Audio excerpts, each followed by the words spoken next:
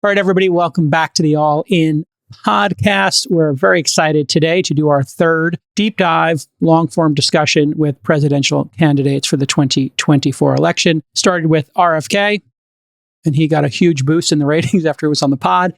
We had Vivek, and now Governor Chris Christie is with us. Governor, thanks for coming. My pleasure. Thanks for having me, guys. All right, so it's a little bit different here than I think some of the other news hits that you do. This is not short form, it's long form. We like to, have a thoughtful discussion with the candidates, not with talking points. And I know that you're a straight shooter, so I think you'll fit right in here with the other boys. I think you're very unique amongst candidates that you've actually brought up the deficit. As we know, just two facts here, and then I'll hand it over to Freeberg for his question. Last two administrations have run up the deficit massively. Here's a chart of our debt. Trump added almost $8 trillion. Biden's added $4 trillion. And this is obviously an unpopular issue to bring up. As you've mentioned, bringing this up is unpopular. It doesn't get you votes necessarily to say we have to cut spending. And Freeberg and I are very much, I'll speak for myself, this is my number one issue in terms of picking a candidate. Freeberg, I think you said it's your number one issue. So Freeberg, I'll hand it over to you in terms of a question for Governor Christie. Yeah, Governor Christie, nice to see you. You and I sang on a karaoke stage together in Idaho a few years ago. But it's I nice do remember that. Yeah. Is that a sly way of saying Idaho? I had to put that two and two together there. Well, nice, Freeberg. It was a small bar in Idaho. Oh, it was wow. a small bar in Idaho. Small bar in Idaho. Small The gathering. establishment class has spoken. Small gathering with a few folks who happen to be in a bar together. At the Beep Conference that shall not be named. Let your winners ride. Rain Man David Sack. And instead, we open source it to the fans, and they've just gone crazy with it. Love you, Besties. Queen of Quinoa. We watched the Republican primary debate a few weeks ago, and I think what struck me at least was how little focus and attention is given on the fiscal situation, the U.S. government. Deficit in excess of $2 trillion this year, debt to GDP in excess of 130%. 30+% of U.S. debt is coming due in the next year, which means it's going to get refinanced at the higher rates at probably 5.5% plus. And then when you look at the demands on Social Security, Medicare, forecasts are that both of those systems necessarily go bankrupt unless there's some extraordinary measures taken. And that seems to be a very kind of hot topic, golden goose that can't be touched or debated. All of this seems to be largely ignored, and so much of the conversation is around social issues in the United States, military issues, war, etc., when fundamentally there's no gas in the tank. I guess the point of view I'd love to hear from you is, how do you think about that? Does that matter to you right now? Or do we think that this is a can that we kick down the road and we'll solve this problem later, we'll grow our way out of it. If we cut some spending, it'll fix itself. It seems so core to me that the future of the United States is going to be dependent on how we're going to manage this fiscal emergency that we're facing. Well, look, David, it's core to me too. And I'm, if you've seen any of the excerpts from any of the town hall meetings I've done so far, I've been talking about both the issues you just raised. First off, I think on the deficit and debt side, I learned about this after becoming a prosecutor and having to come to New Jersey and inherit two problems immediately. We had a $2 billion short-term deficit for the last 5 months of the fiscal year that I inherited. And then we had an $11 billion deficit on a $29 billion budget for the fiscal year starting July 1 of 2010. And I had to deal with both those things. And as you know, unlike the chart that was just shown, you don't get to run it up. You have to square it. And so, I learned how hard it is and how ugly it's going to be for your popularity to do these things. So on the first piece, on the $2 billion, we sat down, I refused to raise taxes, and we sat down and we eliminated 683 individual programs completely, and then swept every surplus from a school board in the state. And the way we did that was we reduced their state aid by the amount they had in surplus to get the $2 billion in balance, and then extended that into the next budget cycle, kept all those cuts in place, which did some structural, refiguring of the deficit, and then made additional cuts after that. I'd gotten elected with 48.5% of the vote. And after I did that, my approval ratings went down below 40 in my first 6 months. But what I knew was it was absolutely necessary, because in our state, we were already overtaxed, and the idea of raising taxes again was not an option that was, to me, viable. So when you learn and you go through that process, and then you look at what we're dealing with federally, I think you realize three things right off the bat. One, it is an imperative that we need to reduce spending.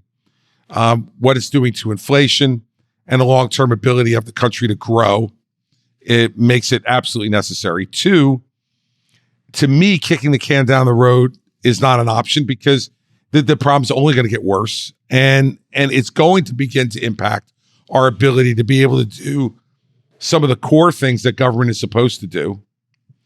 And then third, that you've got to be willing to sacrifice popularity for results. And, I'm not going to sit here and say it'll be fun to do. It won't be. But I went through it once already on a smaller scale. And quite frankly, you have a much longer runway to do it at the federal level than I did at the state level. And I had, hard deadlines of, June 30, 2010 and July 1, 2010 to accomplish both. On the entitlement side, I think I'm the only person who's been talking about this and saying out loud, we've got to consider raising retirement age, and we've got to consider means testing and eligibility for Social Security. And, those two also, I remember watching Biden's State of the Union address, and to me, the most disgusting part of it was when he said, can we all agree we're not going to touch Social Security? And both sides stood up and cheered. Yeah, I agree. That was the worst moment for me as well. Liars and hypocrites. Like, they all know it's going broke in 11 years. And that's an automatic 24% benefit cut on the Social Security side, an automatic 25% Medicare benefit cut on that side. So you're not going to be able to let that happen. And so you got to deal with those issues. And I think you can deal with them through both eligibility issues regarding means testing, and you can deal with it by also dealing with retirement age. Retirement age, I would do it over the longer term, not for people in their 50s and 60s currently, but for people in their 40s and below. And let me just say one follow-up, because to your point, I think the recent polling showed something like 83% plus of Americans support the benefit they get from these two programs, Social Security and Medicare, that it should not be touched, that is the popular opinion. That is what the voters are saying. Do you not think that you put yourself at risk in your campaign by making these statements? And how do you get elected and instigate change? I put myself at risk by running, let alone put myself at risk. I just think you have to be honest with people. It's 11 years. It's not 20 years. It's 11 now. And it means that if the next president doesn't deal with it, then it is going to be in absolute crisis mode when it has to be dealt with. We'll be inside 3 years. And at that point, the options will be even fewer. So yeah, of course and I know someone will run a commercial. By the way, is that the behind closed door conversation? Is that what's going on? Is the folks that that you talk with, everyone behind the closed door when they're not in front of a camera, are saying we are going to have to deal with this in the next presidential administration? Yeah. Yeah. But they all say, I can't believe you're saying it out loud. Right.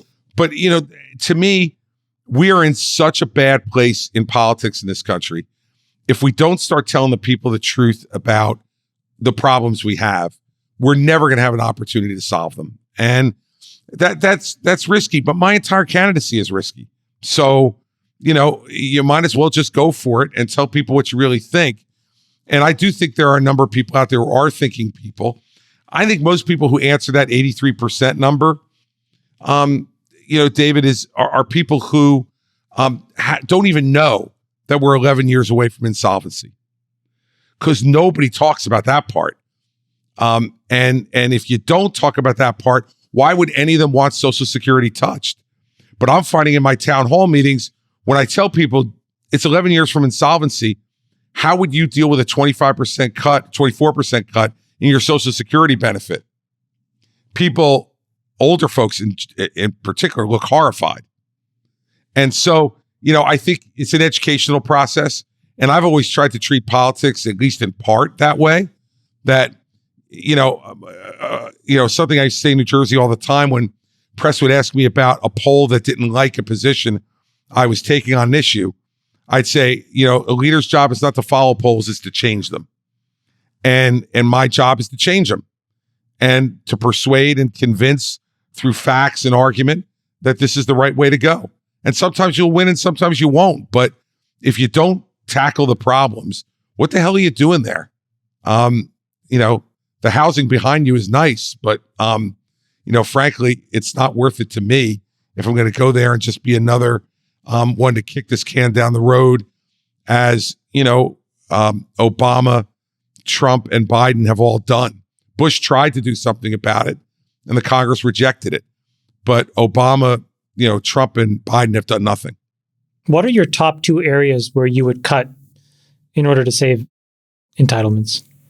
What are the other areas where you would go to find savings? Well, look, I think we have to look at social spending in general. That's really drastically increased post-COVID, and those increases have not been taken back. So I think you have to look at all the programs that were ramped up during COVID and say, okay, what's it going to be to bring it back to pre-COVID spending to start? And then after you do that, a further evaluation of those programs to see if they're effective.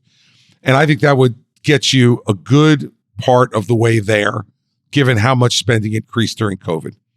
I think secondly, we need to look at the way we fund education in this country as well.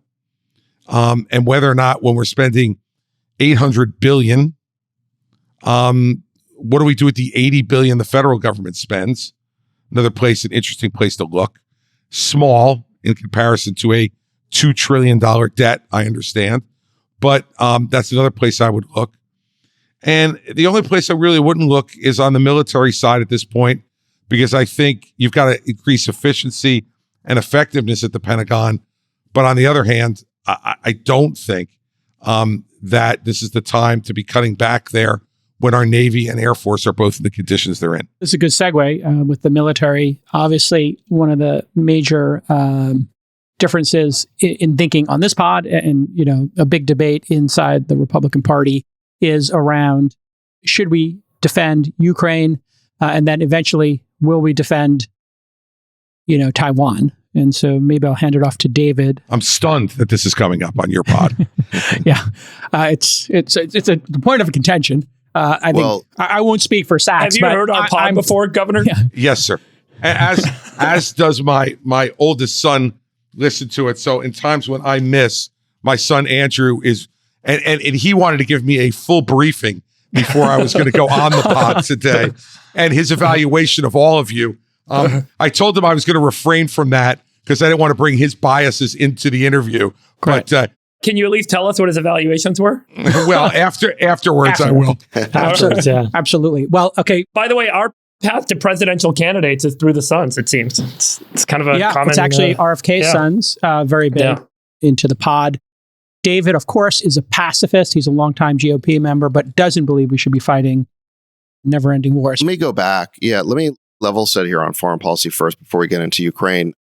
I want to go back to the Bush era forever wars, the Iraq War.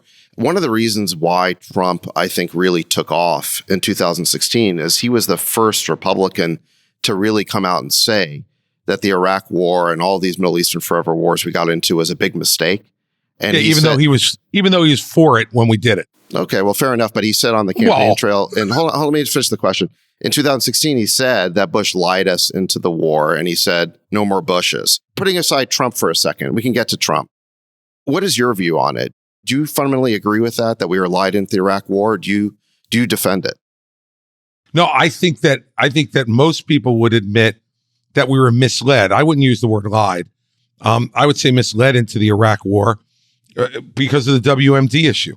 I mean, I supported the Iraq war because of WMD. And I thought if Saddam Hussein had WMD, that was something that we had to deal with in the context of the post 9/11 world.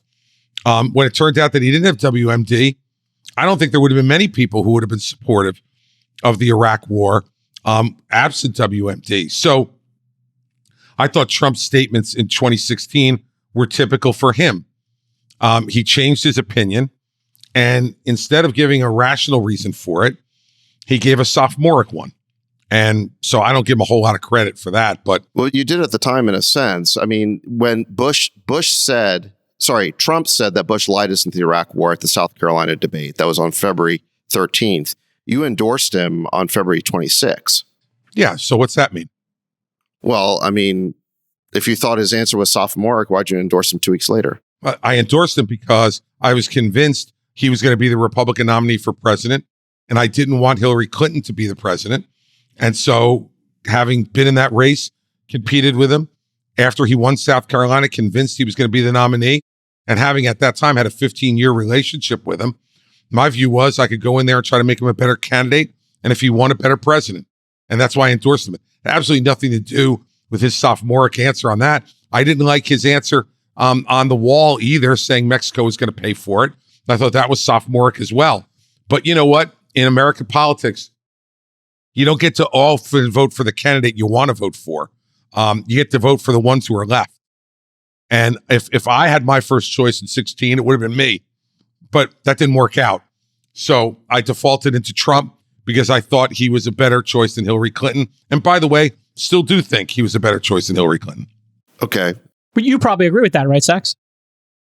You thought Trump would be a better choice than Hillary Clinton. I mean, honestly, back in 2016, I wasn't sure what to make of Trump because he was such a, outsider and sort of a wrecking ball. I agree with him about the Iraq war, but I can accept the governor's answer that we were misled on that war. And if we had known the truth about it, we never would have gotten into it. So I think we can all agree on that. Yep. I want to get to Ukraine, but just quickly, 2012, do you regret not running in 2012? There's a lot of commentators who say that you kind of were the Trump before Trump. You had this combative style, this kind of take no prisoners sort of attitude. And you kind of had a moment in 2012 where it looked like maybe you could have been the front runner or the candidate. I guess why didn't you go for it in 2012? And I mean, do you regret that at all? I don't regret it. And I wasn't ready to be president. And that's why I didn't run. I know it seems quaint now after Barack Obama and Donald Trump have been president. But, back in 2012, I really felt like it was necessary to feel in your heart and your mind you were ready. When people started talking about me running for president, I hadn't even been governor for a year. And before that, I'd been a prosecutor. And in my heart, it just didn't feel like I was ready to be president. And if I don't feel something in here, I'm not going to be very effective at making the argument politically, nor am I going to be able to convince people to give me their money, which you need to do as well. And so, no, I don't regret it. And by the way, all those commentators who say that never ran for a goddamn thing in their lives. And, they all can think, oh, you would have won. You would have beaten Romney and you would have beaten Obama. Maybe I would have, maybe I wouldn't have. But that's kind of like the dog catching the garbage truck. If you don't think you're ready and you catch it, the worst moment wouldn't have been losing that election. The worst moment might have been winning it and getting into the Oval Office for the first time and saying, oh my God, am I really ready to do this? So I don't have any regrets. I really don't. And everybody who usually, commentates in that way are people who've never put their name on a ballot for anything. And until you do that, you don't know what it feels like and what it means to have to offer yourself up to people for anything, let alone for president. Yeah. Okay. Fair enough. Going chronologically here, 2014, Biden is now Obama's vice president. He requests the Ukraine portfolio to run it for Obama. There's a famous phone call that gets leaked where our Deputy Secretary of State, Victoria Nuland, is on tape picking the new government of Ukraine, which takes effect a few weeks later after the violent overthrow of the democratically elected Ukrainian government, the Yanukovych government. 3 months after that, Hunter Biden is appointed to the board of Burisma. Do you believe that that appointment was made for any other reason than Joe Biden was the de facto ruler of Ukraine? I don't know about him being the de facto ruler of Ukraine. I mean, he was the one. I don't think Joe Biden can be the de facto ruler of anything. But well, no. Let me clarify what I mean by that. On the Victoria Nuland phone call, she says she needs to get approval from Biden and Jake Sullivan as national security advisor for this new Ukrainian government that she's picking. So she basically is saying that Biden is the boss. He's going to sign off on this. They apparently get the approval from Biden. And that government does go into effect after what appears to be a U.S.-backed coup. So Biden clearly has enormous influence over that country. Now, okay, it's or Jake Sullivan. Or Jake Sullivan. So look, it's too glib to say he's the ruler of the country. So right. I don't mean that. I just mean he's the ultimate authority, it seems like, in approving or picking this new government. 3 months after he does that, Hunter Biden's appointed to the board of Burisma. So my point to you is, what reason could there be for Hunter Biden's appointment other than Joe Biden's influence over that country? None. There you have it. What else you want me to say? So a year later, so 2015. I don't know why Sachs became a venture capitalist. He should have been a prosecutor. Absolutely. It's just incredible. I'm overwhelmed at the moment as a former prosecutor. I can see you sweating. Oh my God. Sachs had you on the ropes. Well, no, I'm trying to get to the present day. Sachs, flip to page 13. Yeah, come on, Sachs. No. I want to get. This is a 4-hour podcast on the. Yeah, it feels like it's We're going to go day by day over the last decade. No, this is going to be quick. Hunter Biden I want to establish common ground. When you were 14 years old on the middle school playground and you pushed that kid Bobby, what were you thinking? No, I'm actually establishing common ground with the governor before I get into areas we might disagree. Okay. Okay, here we go. So, excellent. Okay, so 2015, you have this prosecutor named Shokin, this Ukrainian prosecutor, who is investigating Burisma. Joe Biden, according to his own acknowledgement on a videotape I think he was speaking to the Council on Foreign Relations, says that he gets Shokin fired. And then magically the investigation into Burisma stops. Do you think that was in furtherance of stopping corruption in Ukraine, or was that an effort by Joe Biden to protect himself or his son from this investigation? I think we're going to find out as continued congressional oversight occurs and the special counsel, I hope, investigation broadens. So I'm not ready to say I know that for sure, but I'll tell you this much. There's enough smoke there that we got to see where the fire is. And I'd also say about Biden, I would never discount, not as a substitute motivation, but perhaps as an additional one, the fact that he likes to pretend he's in charge of things. But instead, his staff is really in charge. And that's how you get trained in the United States Senate. Your staff really runs everything, at least with many of the senators. And that's why it's such a bad training ground for the presidency, in my view. But I digress myself. I'd say it is a likely motivation. It may not be the only one. And it's something I'm certainly intrigued to find out about as oversight moves forward. And I hope the special counsel's investigation broadens into the specifics of then Vice President Biden's involvement with his son's business dealings. Let's talk about that for a second. There was, I guess, the most recent revelation is that Joe Biden was communicating with his son under a pseudonym or a burner account. Was it Robert Peters? Yeah. In your experience as a prosecutor, is there any legitimate reason why somebody would want to use a pseudonym for communicating with their son? Look, burner accounts always raise my eyebrows as a former prosecutor. But what I will say is that I would understand someone in public life if they're communicating with family wanting to do that in a way where it wouldn't be detected by folks who are prying in one way or the other, whether that might be media, but more particularly hackers and other folks who are able to do things that I really don't have much understanding of, except to be fearful of them.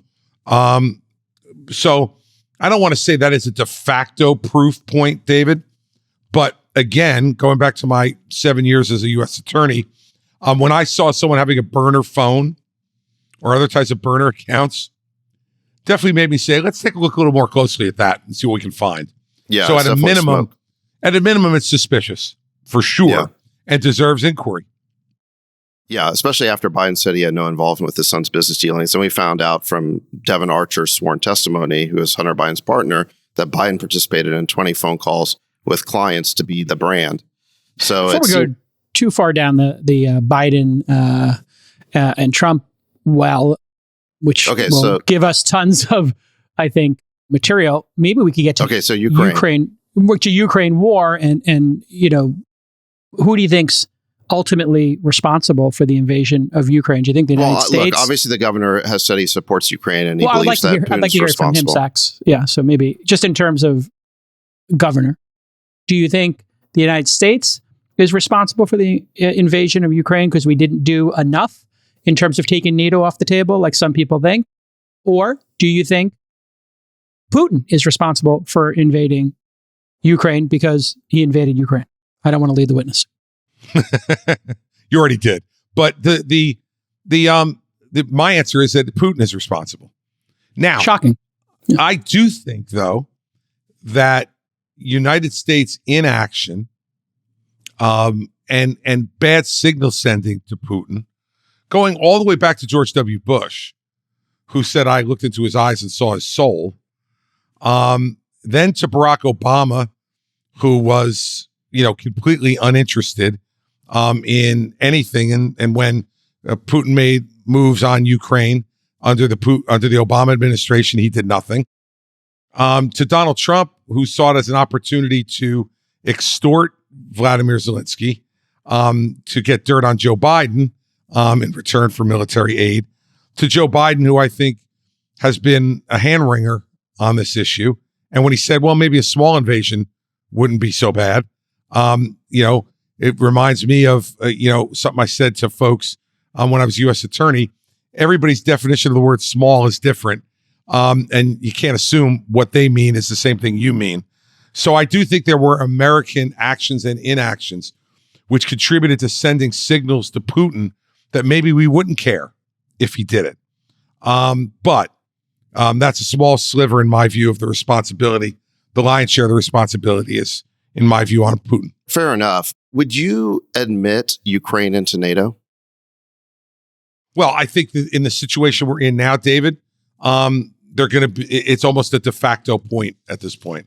I think that given that we permitted Russia to do what they did, given that that they have now executed what they've executed in terms of their aggression against Ukraine and the NATO support from a military hardware and other intelligence perspective for Ukraine, I think it is now a foregone conclusion that Ukraine will be admitted to NATO. And frankly, it's got to be now, I think, one of the penalties and one of the prices that Putin pays for his aggression. But when would you do that? I mean, so Jens Stoltenberg at the Vilnius summit made it explicit that Ukraine's future is in NATO, but it could not happen unless and until they win this war. Would you admit them sooner than that? No. Okay. No, I would not. Because that would lead to World War III, obviously. That's what I'm attempting to avoid. Yeah. Okay. Yeah. Fair enough. Would you have been willing to take NATO expansion off the table in 2021 in order to avoid a war? No, I think that was too late. If you were going to take NATO expansion off of the table, if you were going to do it, it would have been done much earlier. Because if you did it then, that would essentially be giving in to Putin's threat. And I think that would have sent an even worse signal than some of the signals that I mentioned before. So no, I wouldn't have been willing to do it in 21 in order to avoid it. Because quite frankly, I don't believe that it would have avoided it. It just would have forestalled it. Do you believe that we made the correct decision? I mean, I know I'm going way back here, but in 2008 at the Bucharest summit, we declared our intention to bring Ukraine and Georgia, for that matter, into NATO, but we didn't have a plan to do it. Do you believe that was a mistake? I think it was a mistake not to, if you're going to do it, you should have a plan that lays out exactly how and when and why. And I think just expressing aspirational goals in that regard is dangerous in foreign policy in that regard. And so I think the mistake was made, not necessarily by ever having Ukraine in NATO, but by doing it the way it was done, again, was in my view, an unnecessary, or at least a not well thought out provocation. Is there anything about Joe Biden's policy in Ukraine that you would change? Yeah, it would have been much more aggressive in providing military hardware much sooner than what he did. And I think he's been the hand wringer on it. Every step has been preceded by fretting and furrowing brows and hand wringing. And I think if you're going to be in this, you have to give them the tools they need to win. When I met with Zelensky a month ago, he made it very clear to me he had no interest in American or allied troops in Ukraine now or ever. He felt this was Ukraine's war to win or lose, but that they needed the military hardware necessary to compete in this war against Russia. And that, my view of what their biggest concerns were, the ones that I agree with, are the pace and amount of armaments that have been given, not only by the U.S., but by the rest of the NATO allies as well. I mean, for a lot of us, let me just ask couple of quick follow-ups here, and then we can move on. I mean, for a lot of us, Biden has not been half-hearted about this. He sought a $113 billion appropriation. That seems like a ton of money that could have been spent domestically. What little hand-wringing there was on the giving of F-16s and Abrams tanks. And the reason for that, Biden said, was that it could lead to World War III. I mean, you not concerned about those kinds of escalations? I mean, isn't that a good thing to be concerned about, not dismissive about? It's always important to be concerned about it, but you have to be thoughtful about it and look at what the alternatives are. And to me, the alternative of allowing the combination of China and Russia to rout Ukraine is something that's not in the U.S. vital interests and will lead to other problems as well with China going forward. And so none of these are easy decisions, Dave, but what they are the ones that you want someone who is thoughtful and has some experience making them as president. And I don't think Biden checks either of those boxes sufficiently. And I think his conduct has shown that. And by the way, the same applies to Trump. What do you think the resolution is here? And if in, 16 months, you're president, or when you're president, how would you deal with this if the war's still raging here? Well, I think it depends on what disposition the war is in at that point. Yeah. Jason, I think you have to evaluate how successful has Ukraine been in pushing back. They've made some success in the past couple of weeks in terms of breaking through some of the Soviet initial defensive lines. I think we have to see exactly how successful they've been. But what I would say is that there's no question that this is a conflict that we need to support and send a clear messages that have not been, as I said earlier, sent it all clearly to Putin that, this is a guy who has openly discussed the reassembling of the Soviet Union. And I have no illusions about the fact that this former KGBer thinks that the Soviet Union were the good old days. And if he thought he could get away with assembling as much of it as he possibly could, he would. And I think that we have to send a very clear message on that to him and a very clear message on that to China regarding authoritarian expansionism. And this is where I think the Trump, DeSantis, Ramaswamy foreign policies are so hopelessly ill-informed and naive. The idea that we're going to go to Putin, who yesterday was sitting with Kim Jong-un, and persuade him the better place is to be with us. Go away from your communist brothers in China and North Korea and come with us because it'll be a much better deal for you. And that Donald Trump's going to do that in 24 hours, or Vivek Ramaswamy is going to do it by virtue of his winning personality. I mean, to me, he looks like the guy you wanted to stuff in the locker in the 11th grade. But I don't think that's the guy who's going to persuade Vladimir Putin to leave the communist Chinese and to come to the America's side. But Governor, you have to admit the war is not going well for the Ukrainians. I mean, this counteroffensive, here's what we were promised. Remember, just several months ago, before the counteroffensive, you had people like Petraeus and Ben Hodges saying that the counteroffensive would be like a blitz. They would rapidly penetrate the Surovikin lines. They would march across the country to the Sea of Azov. They would cut off the land bridge to Crimea. All this would happen within weeks, and it would be a significant Ukrainian victory. It has been almost a total failure. The Ukrainians have taken, even the Washington Post and Politico, publications like that have said their losses have been staggering. The battlefield reports have been sobering. These are our top blob publications saying this. So we have been unsuccessful. Moreover, you say we should give them more weapons, but we've run out. We've run out of the key type of ammunition in this war, which is artillery shells. That's why we're giving them cluster bombs. We got the cupboard is bare. So I'm just wondering, how exactly would you turn this around, given that the Ukrainians are losing this war very badly? Well, first off, there was a lot in there. All right, let's go back to the predictions from Petraeus and others. You didn't hear me making those predictions because I think anybody who was briefed on the deficiency of armaments for Ukraine would not have said something like that unless it was wishful thinking. Secondly, I understand the reports regarding our own deficiencies in providing them with more armaments.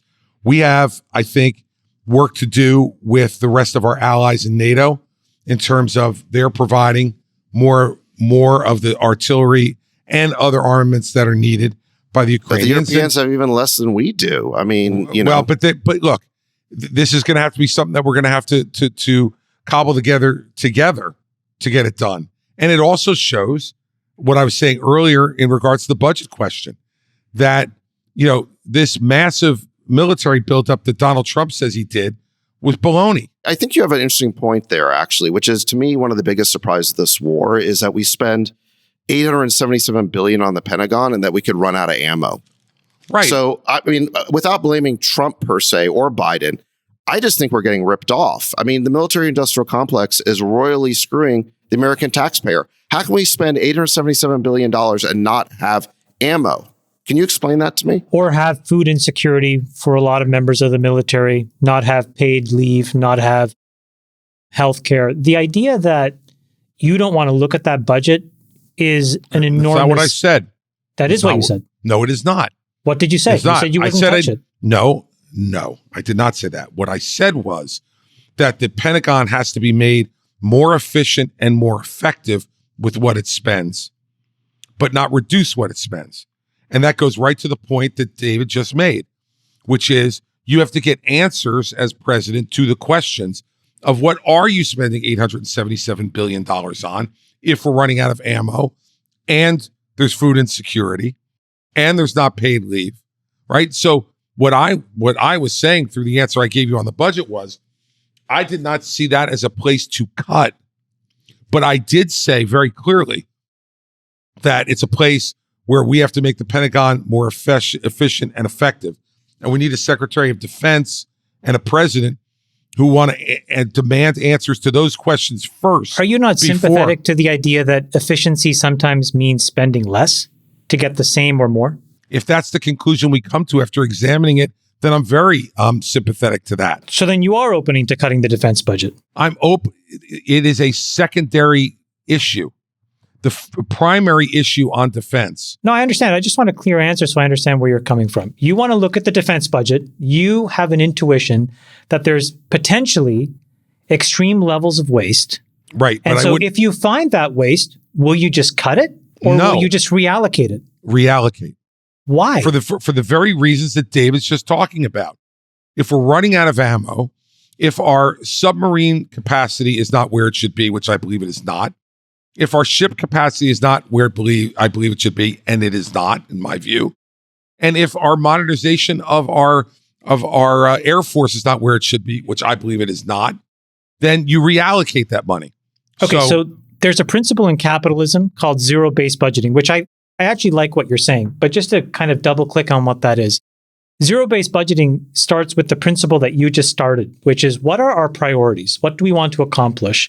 And then you go and systematically build up where the budget actually starts at $0. Hey, Pentagon, you get zero, not 800 billion. What do we need to accomplish? Oh, we need bullets. Okay. We need armaments. Okay. We need to have food security for all of our armed servicemen and women. Absolutely. And then what happens if that number gets to 350 billion? Do you just cut $500 million, or do you find ways to spend the other $500 billion? Well, I'm glad you brought that up, because that's what I did as governor. I was the first governor who did zero-based budgeting, and I did it, first governor in New Jersey to do it. And I did it because of the dire straits that we were in. I didn't think we could assume any longer anything in terms of our spending. So I absolutely would want to take that approach. Now, I don't think you're going to go from 877 billion to 350 billion and say that we've met all of our defense needs and the needs of our fighting men and women with that number. But let's just leave the number blank for a minute. If I concluded that we could do everything we needed to do through the re-engineering of how we were spending in the Pentagon, and that ultimately it would check the boxes I wanted checked in terms of some of the issues I just talked about, and it turned out to be less than 877 billion, of course, I would look not to spend 877 billion. But that assumes a lot of things in there, as you know. But the principle of zero-based budgeting, from my perspective, worked when I was governor. Not only in terms of keeping our spending at an increase of 2% a year annually for 8 years, but it also educated me much more on the intricacies of the budget as the ultimate decision maker. Chris, and I think that was useful. You were a very effective prosecutor, and part of that is having a good intuition. So I'm just going to ask you, your intuition. How much waste do you think is in the military-industrial complex in that 877 billion? Do you think there's 30 cents of waste? Do you think there's 40 cents of waste? Do you think there's 5 cents of waste? Or do you think there's like 70 cents of waste? My intuition tells me that it is significant. I can't put a number on it. It'd be irresponsible for me to put a number on it. But there's no doubt that when you see us spending 877 billion and we don't have 155 millimeter artillery shells, that there's waste. Let's talk about governance and just like civil society and government for a second, but let's just finish on this military industrial complex. Why is it? How does it come to be that so much corruption and graft gets introduced into the military budget? Explain just how it happens. How does all of this waste end up happening? Where on the one hand, you ask people, men and women, oftentimes poor, oftentimes minorities, to come and serve and put their lives on the front lines. You don't even give them enough food. Somebody's clearly making money out of the 877 billion. Just explain how that waste comes to be. And the influence peddling and the revolving door, just so that the average person can understand it. Well, first off, and I'll answer your question specifically, but let me say, by answering it this way, I don't want to imply in any way that this waste and corruption happens just in the military budget, because it happens, it's been my experience, it happens across budgets, across disciplines. With that being said, I would say it happens in a number of different ways. First of all, not doing zero-based budgeting contributes to that, because people no longer have to rationalize or justify the existence of a program. They just need to hire enough lobbyists to keep it getting put in there. So that's one way that it happens. Secondly, incompetence in administration. So people who are either purely incompetent in the job, or alternative two is are corrupt in the job. And so they look the other way on waste because they want to get a job through the revolving door you talked about on the other side. Third way that I think it happens is extraordinary events that cause political overreaction. So you'll have an extraordinary event that occurs from a national security perspective. And then politicians want to look like we're responding to it. And the way we're responding to it is we're going to spend X tens, hundreds of billions more on this broad category of initiatives, without really digging into whether that can be spent effectively that way or not. And then once it gets in there, for the reasons I gave to you in the two examples before, it doesn't get out. So you layer it over and layer it over and layer it over and layer it over. And then that's the way that stuff happens. So I think it's a bit of a nutshell presentation on that for you. But I think those are the three most important elements that I've observed personally in governing a state with 60,000 employees and a $34 billion budget. You think the antidote to that is to start with zero-based budgeting, or are there other more radical changes you would want to make, whether it's to the CIA or the NSA? How do you think about getting to the root cause of, or root answer of the truth? Look, I think that there's two ways to do it initially, and zero-based budgeting is one of them. And secondly, is to try to select competent people for those positions who understand clearly from the leader what their mission is. Would you, for example, be willing to do an EO that said, if you serve in these roles, you're banned from serving any of these folks for 20 years or something like that? Something that just makes it clear that there's no financial motivation for somebody to walk out the door and then go and work for Lockheed Martin or... Just to augment that, let's talk about these former generals, like the ones we were quoting who predicted the counteroffensive would be this wonderful success. They're all now on the boards of weapons manufacturers. So the people in the Pentagon who make a lot of these procurement decisions about weapon systems, when they retire, they go off to serve on these boards. I mean, the big weapons companies are basically their retirement program. I mean, that seems like a horrible set of incentives. I mean, would you do something like ban the revolving door between people working in the Pentagon and then working for a weapons company? Well, I certainly would be willing to consider if they worked with a particular contractor, they had supervisory or decision-making authority over a program run by a particular contractor, not being able to go back out and work for that contractor. But the problem isn't when they go back in. The problem is they know in advance that their retirement program is going to be working on one of these boards, so they're not as tough as they should be when they're actually in the government job. Tough problem. All right, so you're talking about the revolving door on the way in or the way I'm talking out? about on the way or both? out. Like basically you work your way up to general and then you retire and then you join the boards of these Raytheon and Lockheed and all these guys. Well, I think that there are appropriate restrictions that can be put on in terms of number of years to make it go past the period when that person could have direct political influence on the administration that's in play. But I also think we need to be careful about the fact that we don't wind up throwing out the baby with the bathwater, in the sense that there are some people who are legitimate people who are not looking to do it in a way that is corrupt or unethical, but who develop great expertise in certain areas. And that expertise can be very helpful. We're only looking at the negative side of it. So I think there are ways to do what we need to do with the political influence, and that it would be to ban it for the rest of that administration. So if you serve in a particular administration, for the rest of that administration, you can't go back out and work on the issues that you were working on when you were there. That to me just seems to be reasonable. Yeah, I mean, I don't know whether 20 years makes sense or not. But, you know, we've identified the problem. Now let's figure out how to fix it.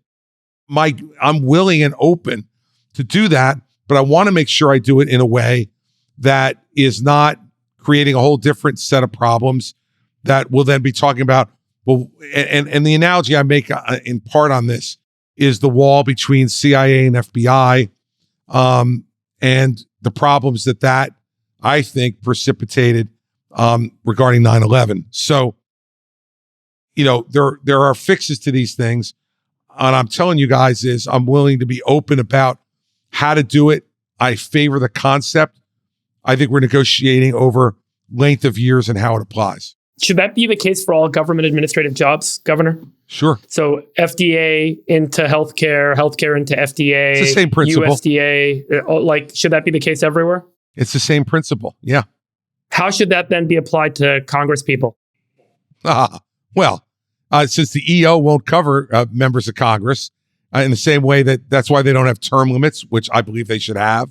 and why none of this stuff will ever apply to Congress. So let's tell the truth. It'll never apply to Congress because they'd have to pass it for it to apply, and it will never happen. But the president could do what he could do about his branch of government, and should, and I would. Let's pivot to one of the most controversial topics between the two parties, which is immigration. And I'll pull up two charts here to cue up the discussion. Here's the first chart. Just since 2000, we've been net migration in the United States just on a steady stream down at around 5 million. Second chart is border crossings. That orange line there that you're seeing, that's COVID. And then the blue line, obviously, is the return from COVID. But the border agency seems to think not much has changed over the last couple of years at the border. However, we have, and that's across, obviously, multiple administrations. Other countries have point-based systems. They have very logical discussions over immigration. Is this person going to add and be accretive to the society? Is this person going to be a drain on society? And, they just, UK, Australia, New Zealand, countless countries now use this point-based system. It's incredibly polarized here, and we have the lowest unemployment of our lifetime. Plenty of jobs. We still have 1.6 jobs per American who are looking for jobs. I'm curious why you think this immigration discussion is so polarized and not factual, and how you, as president, would resolve this issue and maybe make more sense to the American public. Well, I think the first part of the question is, how has it gotten so polarized? And I think it's because people in political life have used this as a weapon on both sides of the aisle to try to promote their own political agendas. Democrats have wanted this perception on their positive side from their perspective that they'll let anybody in because they think ultimately those folks who come in will be their voters ultimately over the long haul. And they also want to raise restrictions. They want to raise the issue of restrictions that are placed by Republicans on this to make us seem to be heartless, uncaring, unfeeling people. On our side, we want to make the entire system seem completely lawless because that plays into our view of ourselves as the law and order party, and the Democrats as the party who could give a damn about law and order. And we want to play into the populist side of it, which says that any person who comes over the border is likely to take your job. Not just a job, your job. And then when you present it to people that way, they, of course, are going to be anti-immigration because they'd like to keep their job and support their family and have a life that they want to look forward to, and for their kids as well. So that's my explanation on the first part as to how we got here. Seems logical, yeah. And fair, by the way. Your assessment of both parties, by the way, on these topics, I think is excellent. And by the way, completely unfair way to have conducted this stuff. The problem has been that we haven't had presidential leadership on this issue since Reagan. And Reagan ultimately, and I think he learned this as a conservative governor in a blue state, where he had to deal with Jesse Unruh running his legislature. And Reagan, it was all front of mind because I just finished writing a book on Reagan. So it's fresh in mind to me. Reagan learned that it was only he, the governor, who could force people into a room to get issues resolved. In the same way, when he was president, he didn't love the deal he made on immigration. Same way he didn't love the deal he made on Social Security, but he liked it more than he liked the alternative of doing nothing. I think the only way we're going to resolve the immigration issue, Jason, is to have a president, as I said in response to David Friedberg's earlier question on debt, a president who's willing to sacrifice some popularity to try to force a resolution. And I do think that most Americans would support a merit-based immigration system. Why does it never come up? I mean, if these other countries have had such great success with it, why won't any politician say it? I haven't heard you say it in the debates. I don't know if you have. I haven't heard everything you've said, but They didn't even ask us about immigration in the debates. They didn't ask us about immigration, entitlements, or the debt. 3 things we've already talked about here today, but they had time to ask me about UFOs. yeah, that was pretty bizarre. They're like, hey, let's give you the most meaningless question of anybody in the Governor, debate. that's what the base wants to hear. Come on. Yeah. I mean, wrap it up for us, Governor. Let's talk about UFOs. I mean, what did you think of the ending of secession, Governor? Go. Yeah, I mean, it's like, so I have talked about at my town hall meetings about Republicans should be advocating for a merit-based immigration system. But we need to also recognize, while I think both parties should be in favor of a secure southern border, if for no other reason than the fentanyl and drug-related issues that are involved. Why is there such a debate over the numbers? Because, I just pulled up those numbers, and that's the Border Patrol, and that's across multiple administrations. And then people are saying... You're living in some kind of simulation, Jason. Do you see the Washington Post just last week? The headline is, families crossing U.S. border illegally reached all-time high in August. This is the Washington Post. Oh, you trust the Washington Post now? I'm saying that if a liberal Democrat publication that serves the D.C. blob is admitting this problem, why can't you admit it? I'm not saying that it's not at all-time highs, but it doesn't seem to have gotten much different than over the last 2 administrations. You want to act like it's not a serious problem. No, I don't, actually. And I promise you, I'm not worried about my job. I brought it up. I'm worried about the fact that the United States can't absorb 1 million migrants a year. I brought it up as my question. Obviously, I care about it. So don't tell me I don't care about it. I'm just fact-checking that aspect. It's fine to fact-check, but even though it's at all-time highs, if you look at that chart, it seems like there's a big debate on the numbers that, hey, it may be at all-time highs, but it's been relatively the same. And so that's what I'm trying to get at, Governor. Why can't we get good numbers on this? Well, we do get good numbers on it, but everybody slices the numbers differently. I used to work in a deli when I was in high school for a period of time. And, everybody had the same big chunk of bologna, but depending on how you sliced it, it looked different.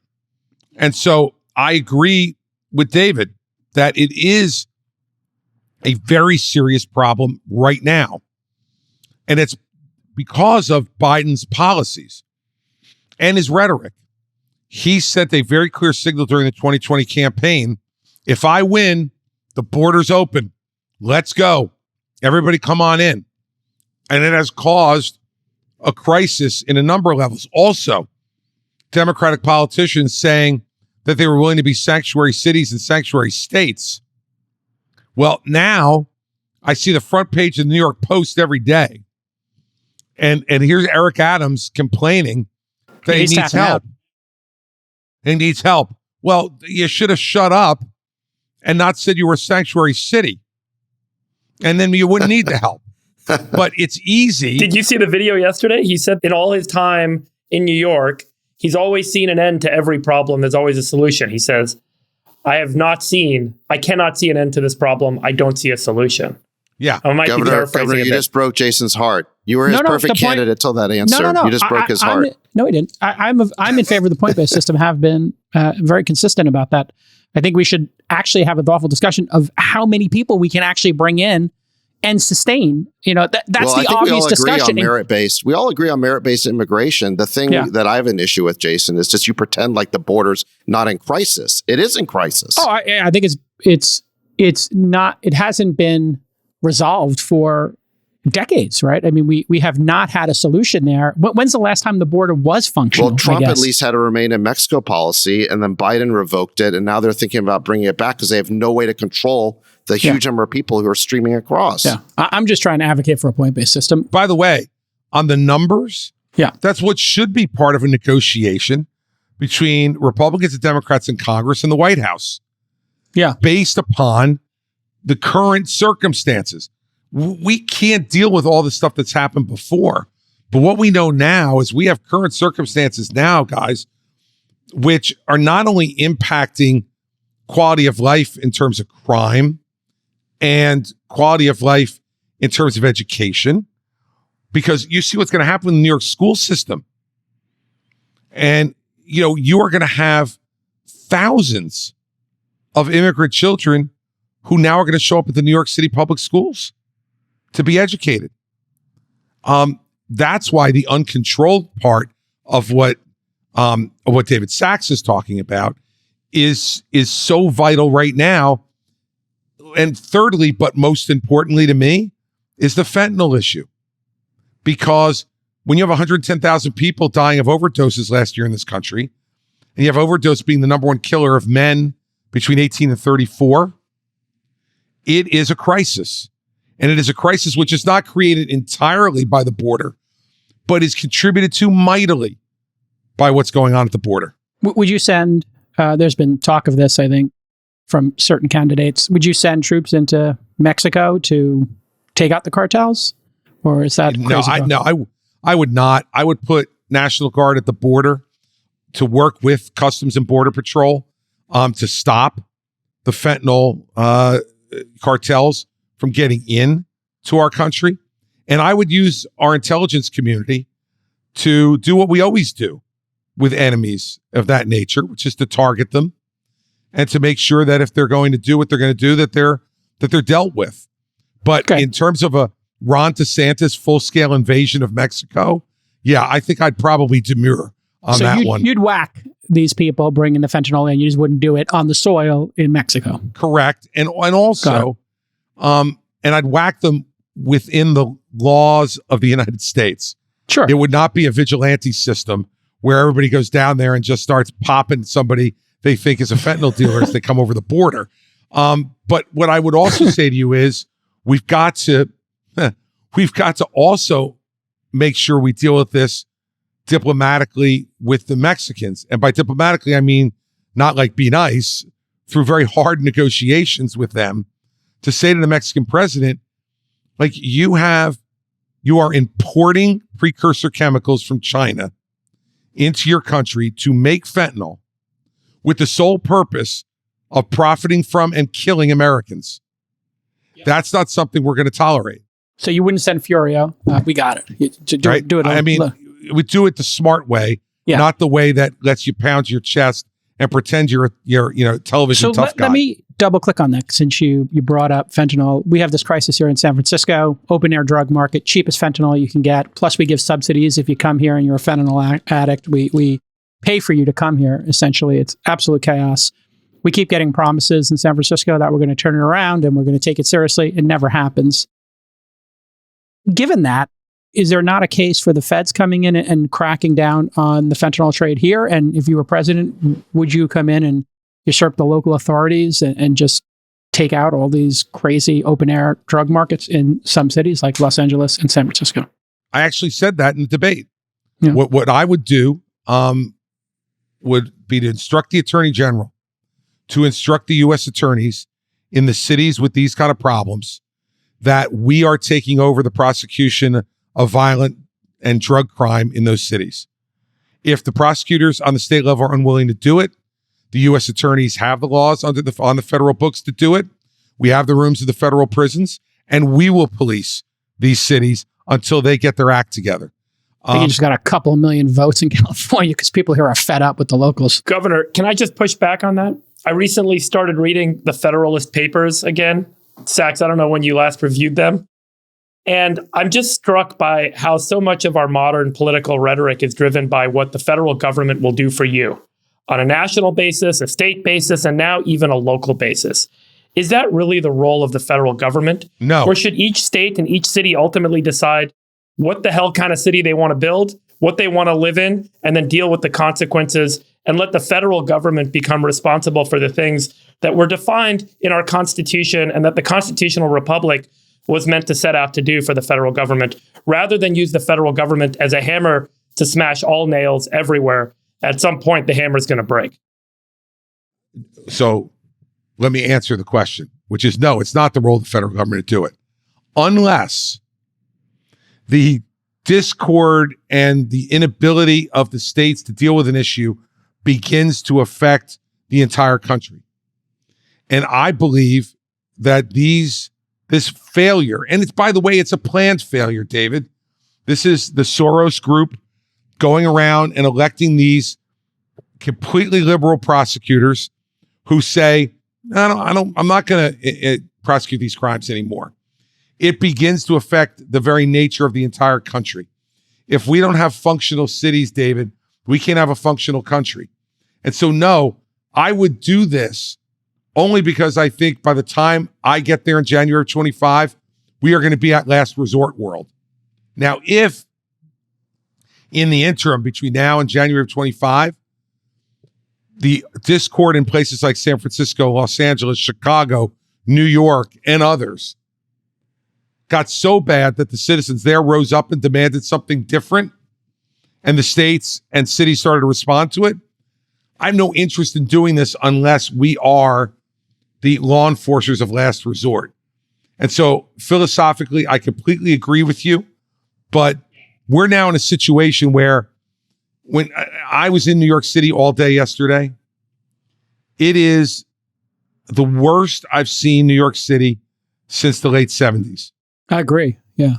And I was old enough then to go in. I was a high school student in the late 70s and go into the city. And my parents used to be petrified if I insisted on going into New York to go to a basketball game or a hockey game.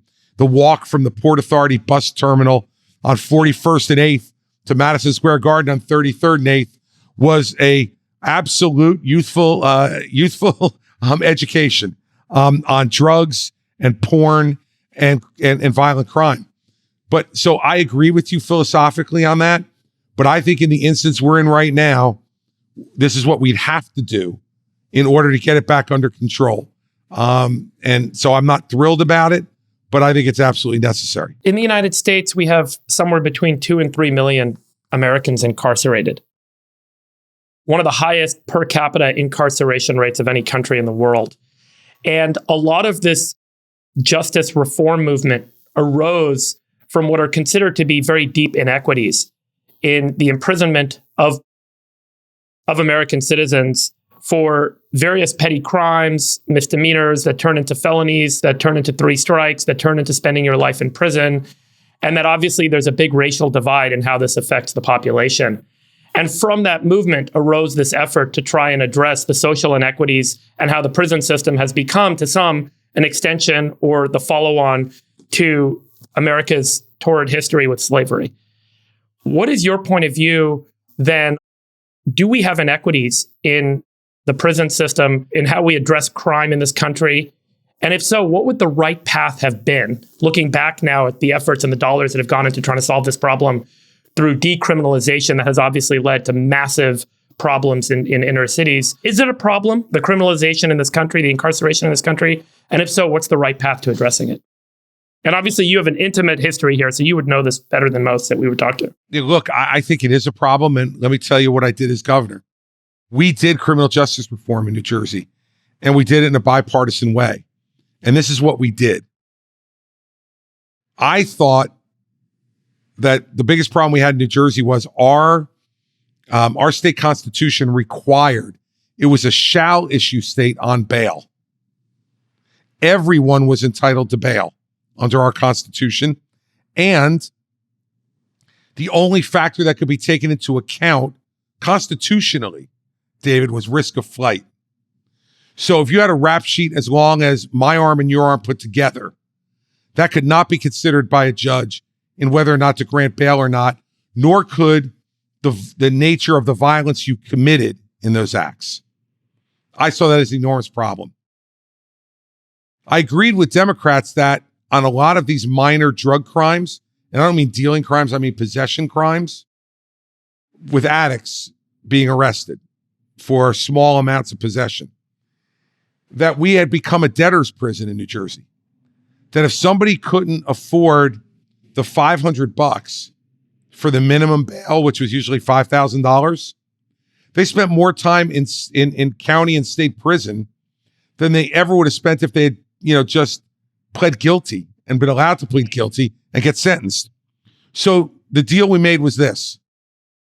On certain defined nonviolent crimes, I would agree to the state law allowing release on people's own recognizance. In return, the Democrats would amend our Constitution to make it a may issue state on bail and to add dangerousness to the community as a factor to be considered in granting bail or not. What's happened since then? Crime in New Jersey is down since we did this. We closed 2 state prisons, and we have not had any spike in violent crime like you've seen in New York since then, because we did it smartly and in a way that was balanced. And what you've also seen is 98% of the people released on their own recognizance have shown back up for their court hearings. So we're not having some, people running around and jumping the ROR release that they've gotten. And I took one of the 2 state prisons we closed and turned it into a drug treatment prison so that folks who had documented drug and alcohol addictions while in prison were able to go for the concluding parts of their term to this secondary prison to get, which is fully secure, and they were detained, but they also got drug and alcohol treatment while they were in there. And what we've seen with that is we've seen recidivism drop among those people who have gone through that program by nearly 40%. There are ways we can do this without having the results New York has had through their ridiculous criminal justice reform. We can do it the right way across the whole country. Have you seen other states follow New Jersey's lead there, or New Jersey's model? Or I have seen a couple of other states that have done it. I don't think anybody's done it as well as we did it. And imagine this, a Republican governor got support from the PBA and the FOP for that reform. So from law enforcement professionals, and got an A+ from the ACLU.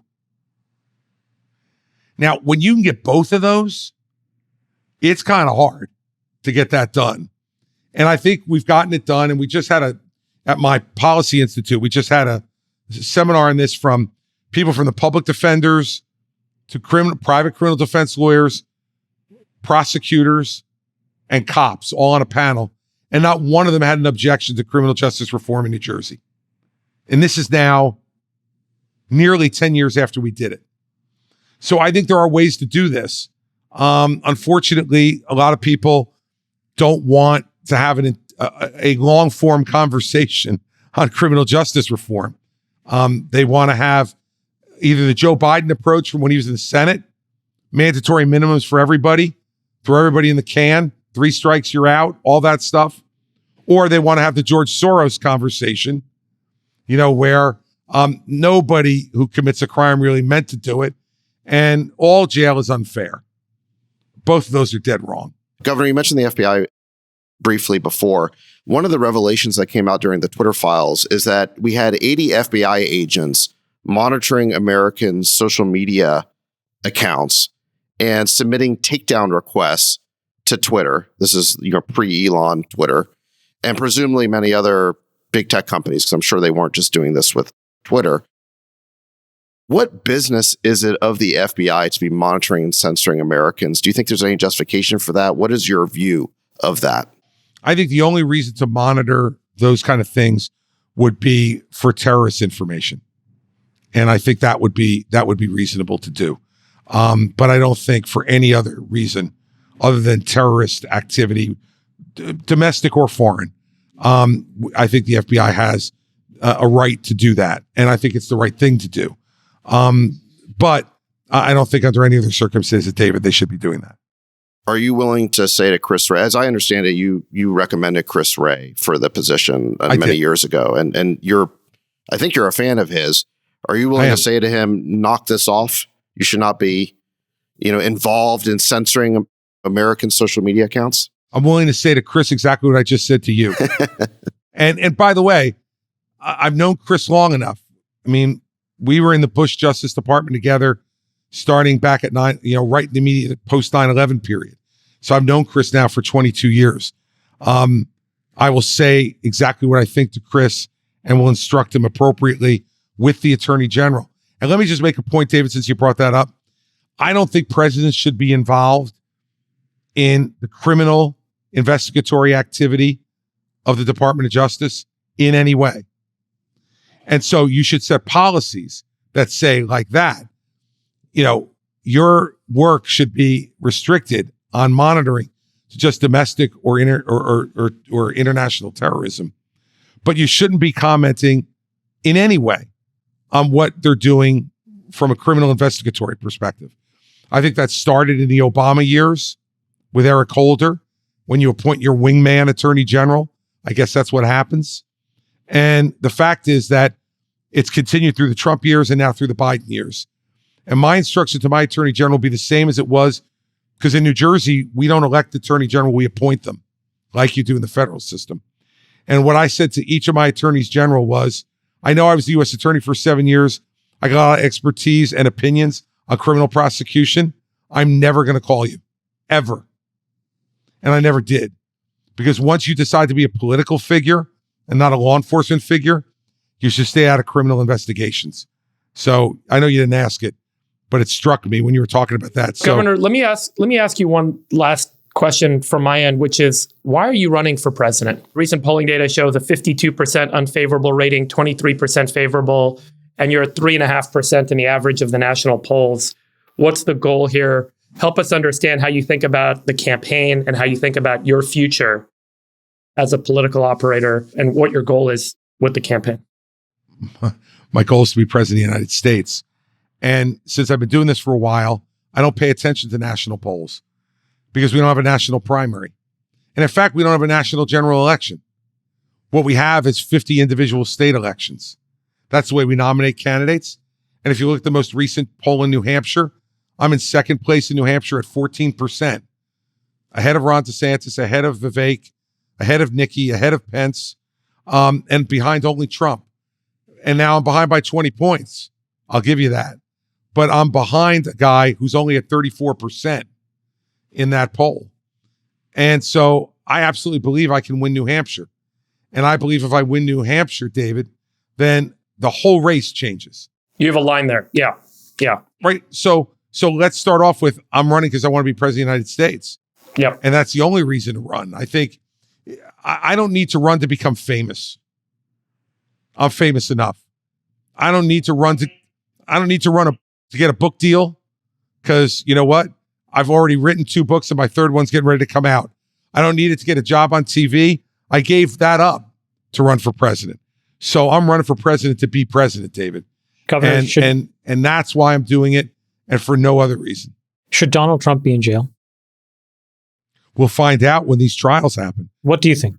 I'm willing to give everybody the presumption of innocence because that's what the Constitution demands that I do. Do I think What's your prosecutorial intuition? I would have indicted both federal cases. I would not have indicted the New York case or the Atlanta case as to Donald Trump.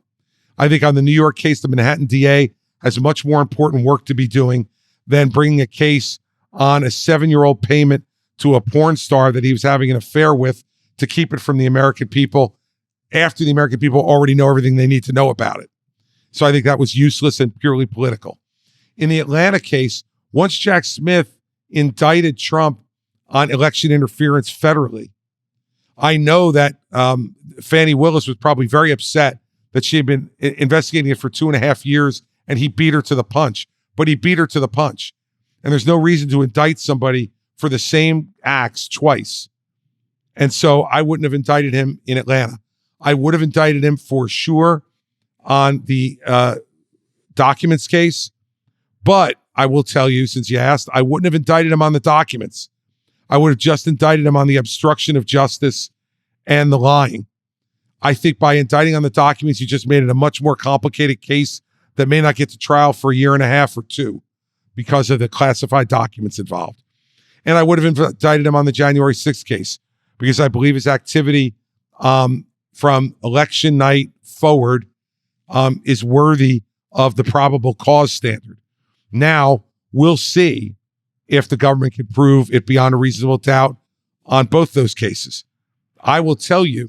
But on those cases that you would bring, that you would indict as a prosecutor, what sentence would you seek?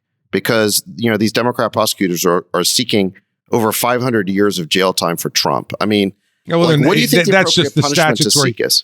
David, that's just the statutory number. It's not whatever is done. And people do that all the time. They look at the statutory maximum, they add up each count in the statutory maximum, and they come up to 500. It never happens. And it's never asked for. Though, yeah. And it's never asked for.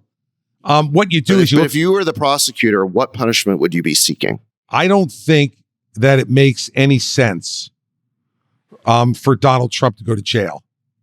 And it's not just because he's Donald Trump. It has more to do, quite frankly, with the fact that he'd probably be 79 years old before he'd be ready to go to jail. And when I was prosecuting cases, I really felt like when you get to that age and you send someone into the atmosphere that federal prison is, even the minimum security federal prison, that you're essentially giving them a death sentence.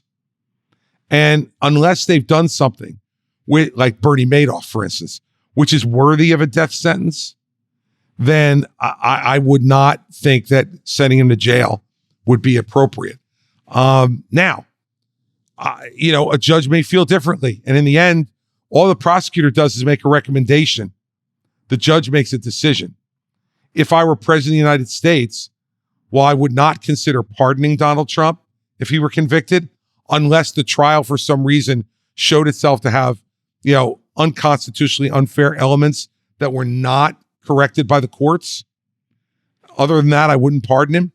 But if he were sentenced to jail, I certainly would consider commuting the sentence for the reasons I just said. Let's talk about what happened on January 6th for a second. A lot of folks in the Republican Party are framing it as like, a day out at the park. And we just saw Trump-appointed judges give the Oath Keepers and the Proud Boys sentences, multi-decade sentences for seditious conspiracy. Do you think these sentences that have been handed down by Trump-appointed judges are part of a deep state conspiracy against the Republicans? Or do you think these people are domestic terrorists and that they got appropriate sentences?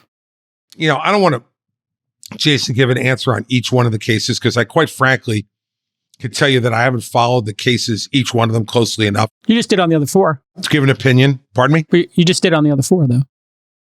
I don't know. There were you're asking me about, that was the Trump cases. Yeah. So now I'm asking and I'm talking about this. And I said that because of his age. Okay. All right. And so none of these folks on the Proud Boys, I think, were in their 70s. Okay. So that's the difference between the two. But I'm going to try to answer your question. Great. I just don't want to say I'm giving an opinion as to each and every sentence. Okay. What I want to say about it, though, is that what they did on January 6th was unlawful. It was extremely serious, and it requires imprisonment. Okay. And so each of these individual cases have nuances and individual facts to them that I will tell you, I'm not completely conversant in. Okay. So the difference between a 15-year sentence and an 18-year sentence or a 22-year sentence, if I sat down and I delved into what was presented at trial and what was presented in the sentencing memoranda, I'd give you an opinion, but I haven't done that. I have to be honest with you. I haven't done it. Can I ask one final question? From my perspective, one of the reasons that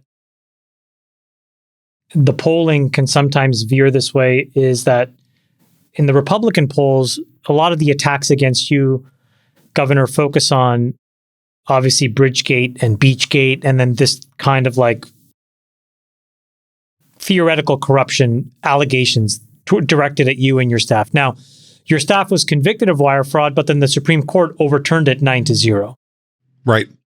And now what they said, though, was that there was corruption, but there wasn't corruption to try to get money, which is why the wire fraud, I think that's what Elena Kagan said in the ruling, the majority ruling. It was 9-0. So it was very, very clear that the DOJ just kind of took, again, to your case, talking about Trump, the wrong charges almost. Okay. And what they did was not illegal, even if what they did may have been illegal under a different statute. In any event, it would be great for you to set the record on Bridgegate and Beachgate. We're really calling Beachgate. Well, I'm just calling it what the press. Like, really? Well, I think what people got upset was, and I'm just going to repeat this, I don't have an issue with this, is there was a state beach that was closed and there was pictures of you and your family on that beach when everybody else was told to stay at home. That's, I guess that's what people point to. I'm just giving you that just address it however you want so you can be definitive in your own language. All right. So let's deal with the beach situation. Every beach in New Jersey that day was open, except for one. Every beach in New Jersey. So the idea that people across the state of New Jersey were kept off the beach that day, and me and my family were the only people on the beach, is completely wrong. So everybody who wanted to go to the beach that day could go to the beach somewhere in New Jersey, except for the state park. And the reason the state park was closed was because the legislature did not send me a budget in time. If they'd sent me a budget, I would have signed it and the beach would have been open. They refused to send me a budget. Now, having said that factually, contextually, it was a mistake for me to go on the beach. Now, I told everybody when the budget standoff was going on that my family was going to be at that house and they were going to go on the beach, but we were not going to use any services, lifeguards or garbage service or anything else, because it wouldn't be open. So I told everybody that up front. I shouldn't have gone out there myself because I was the governor. It was a mistake. I went out there and spent an hour with my family. It was a mistake. I hardly think it merits a gate. Yeah, I wouldn't give it a gate. A kerfluffle, maybe. And I would hardly call it corruption, okay? Yeah, no, it's not corruption. On Bridgegate, let's remember, this has been investigated by a Democratic state legislature with subpoena power, by a Democratic U.S. attorney with an axe to grind, for me, with subpoena power. And in both of those investigations, and also an investigation that we authorized internally, all three of the investigations agreed on one thing. I had no knowledge of what happened. No one told me what was going on. And I didn't find out about it until well after the fact. And nobody's ever disputed that who's done an investigation. And if they thought I'd done something wrong, given the ridiculous indictments they brought, I'm sure they would have thrown me in there too if they had anything they could have gone with. These were three employees who did something extraordinarily stupid. And they should have been fired, and they were. As soon as I found out about it, they were all fired. They should never work in public office again. But what they did was stupid, not criminal. And if we start criminalizing every time someone does something stupid, we won't have enough jails. And when you get Ruth Bader Ginsburg and Clarence Thomas to agree on an overreach by the Department of Justice, it was a politically motivated prosecution because I had just been reelected with 61% of the vote in a blue state and was ahead of Hillary Clinton by 8 points in national polls. That's why they did it. They thought they were going to get me. They cooperated the guy who admits he was the mastermind of the situation. They cooperated him to try to get me. And once they realized they couldn't get me, they had to indict somebody.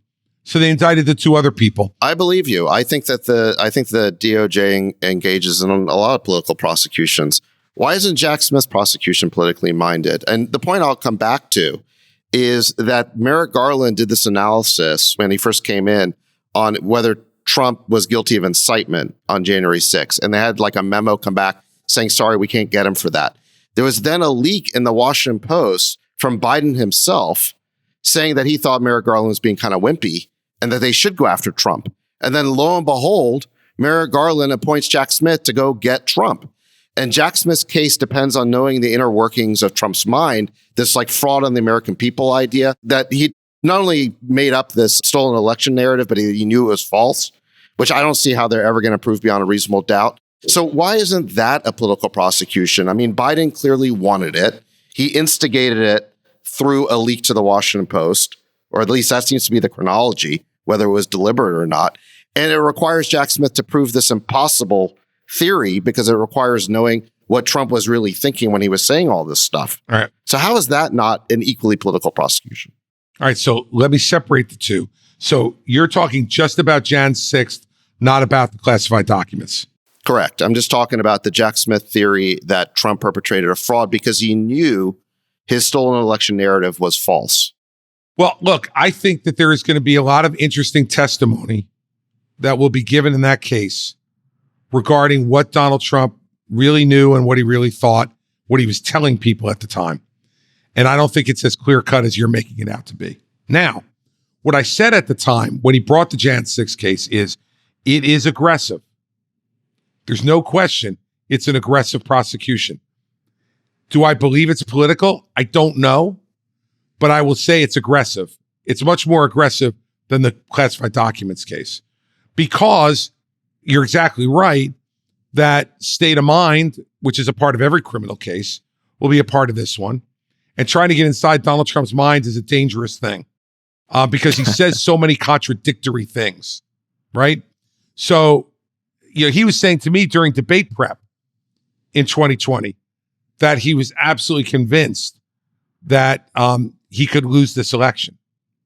Not that it would be stolen, that he could lose it because of COVID, and COVID ruined his great economy, and now he's going to lose.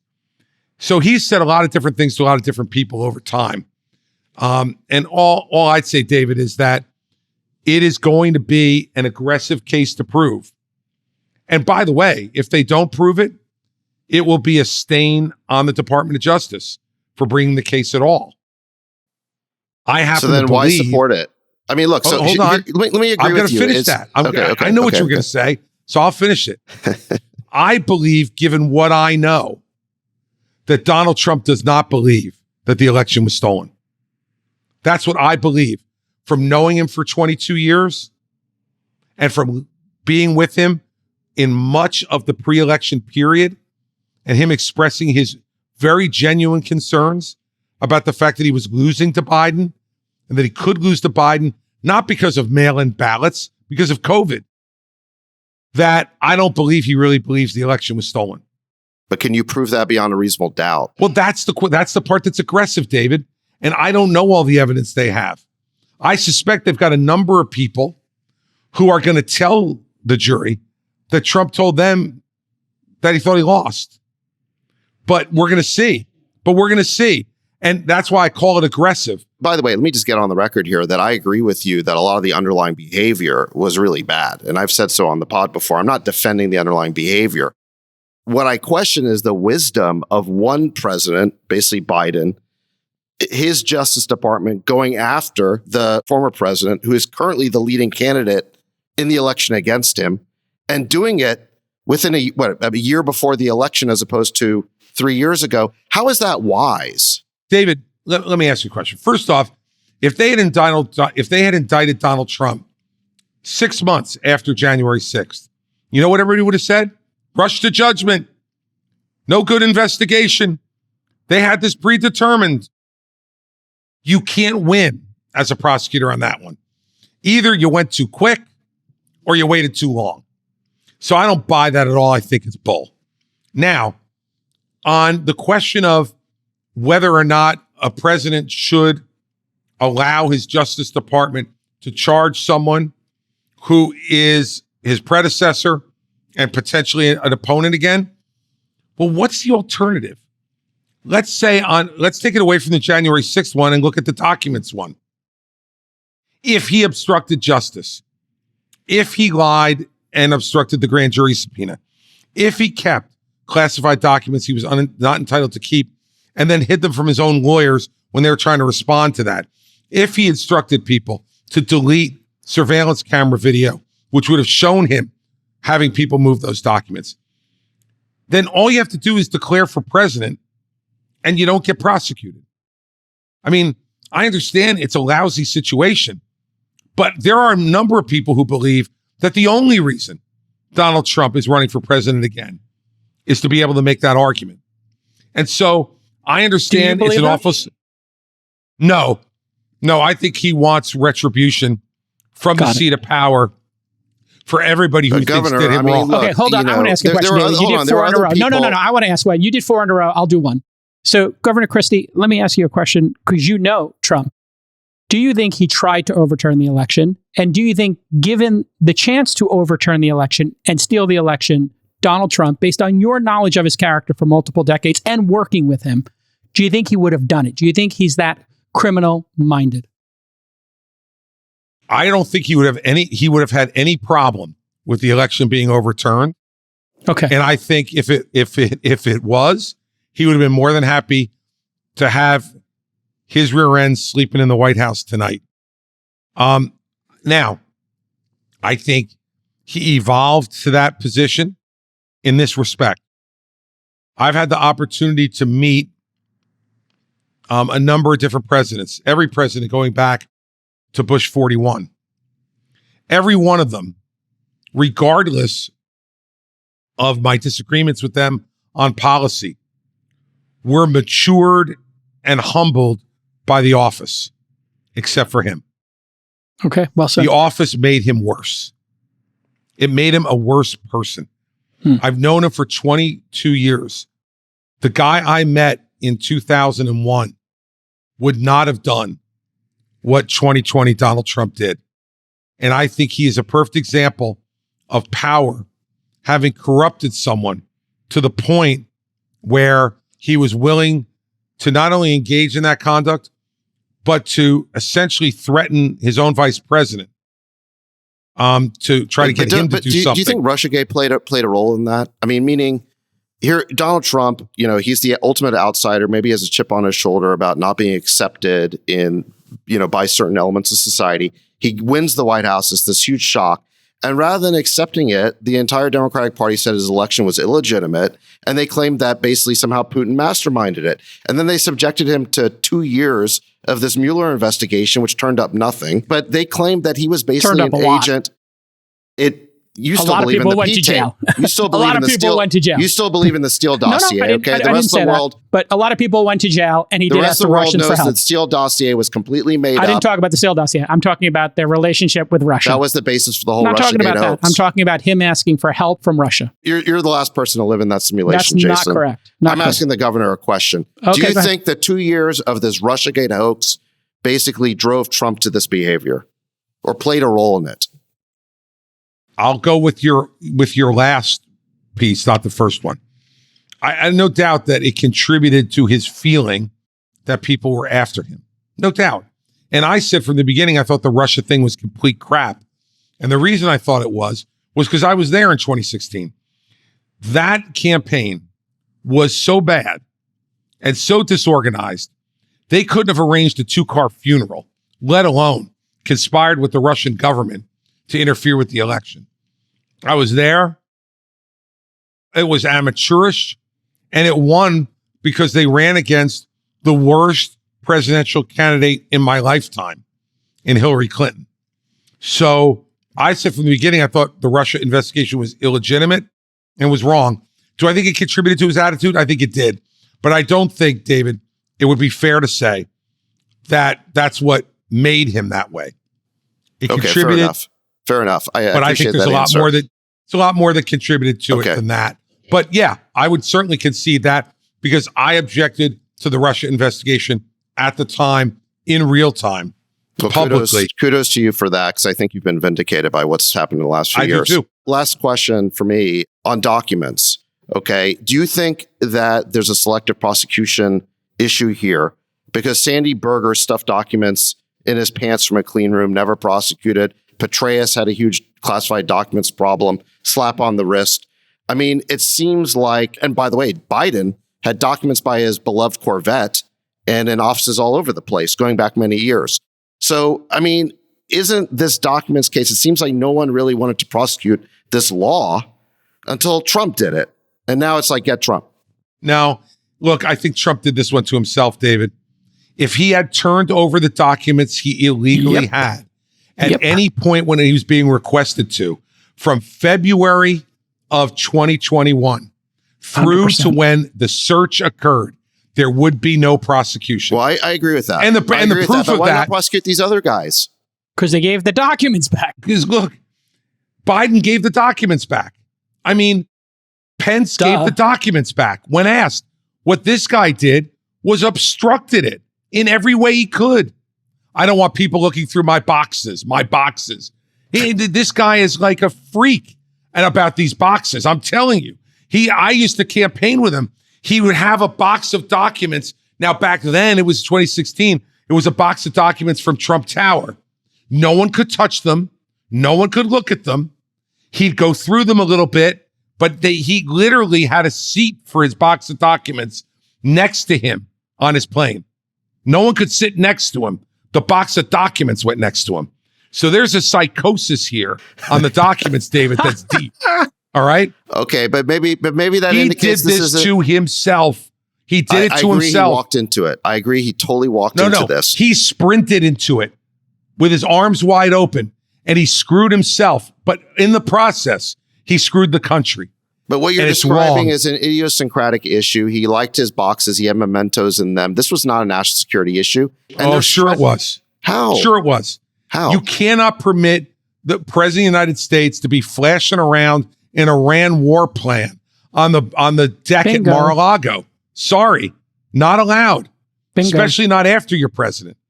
And you know what? He could have declassified any documents he wanted to when he was president. He didn't. And now he's trying to say he mind melded them to be declassified. Come on, David. This stuff is such bullshit. It's laughable. But you agree the president has an unlimited authority to declassify documents, right? Of course. So he didn't do it through the process you wanted, but who's to say that he didn't do it? No. His attorney general said he didn't do it. His White House counsel said he didn't do it. His view is he did it. So who's to say he didn't? His view, he declassified other documents the appropriate way. These he just thought about declassifying, therefore they were declassified. Come on. I agree it's a bad argument. I agree it's a bad argument, but I guess... No, it's not a bad argument. But David will make it anyway. David, it's not a bad argument. It's not an argument. Come back anytime you want, Chris. It's not an argument. I think you got to sit in. I mean, look, I will tell you guys, like, I am very sympathetic to executive authority. I've been a governor of the state that has the strongest constitutional governorship in America. But you gotta follow the law. When the law empowers you to the extent that the United States president is empowered, that should be enough. You shouldn't have to act outside the law. And here's why he did it. He didn't do it to sell the documents. He didn't do them to give them to some foreign power. He did them to show off. Look what I have. Look, I'm still really the president. This is the real core problem with him, David. But doesn't this pale in comparison to the crimes of the Biden family? I mean, Robert Peters we'll find out. I don't know. Do we have time to talk about the $2 billion that Jared Kushner has gotten from the Saudis and why he got that money? Is it because he's such an expert investor?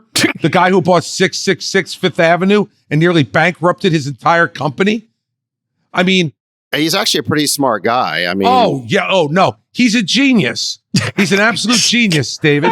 And that's why the Saudis gave him $2 billion. He was out of office. We're talking for 3 about. weeks. We're talking about. You just talked about earlier, Sachs, that we had to stop the Biden family. Biden is vice president, and his son is running around the world collecting money. David, why would a president of the United States, when he has somebody like Mike Pompeo as his Secretary of State, who's been a congressman, a West Point graduate, member of the military, CIA director, Secretary of State.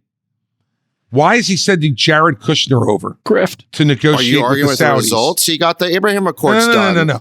Wait. And by the way, now he gets the. So now we're not giving Pompeo the credit for the Abraham Accords. It's Jared Kushner.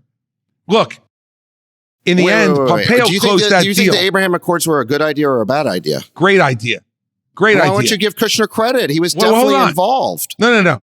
He's involved. Congratulations. In fact, he may have been the lead person Why involved. was he sent in the first place? Because of his extensive foreign policy experience. Maybe he managing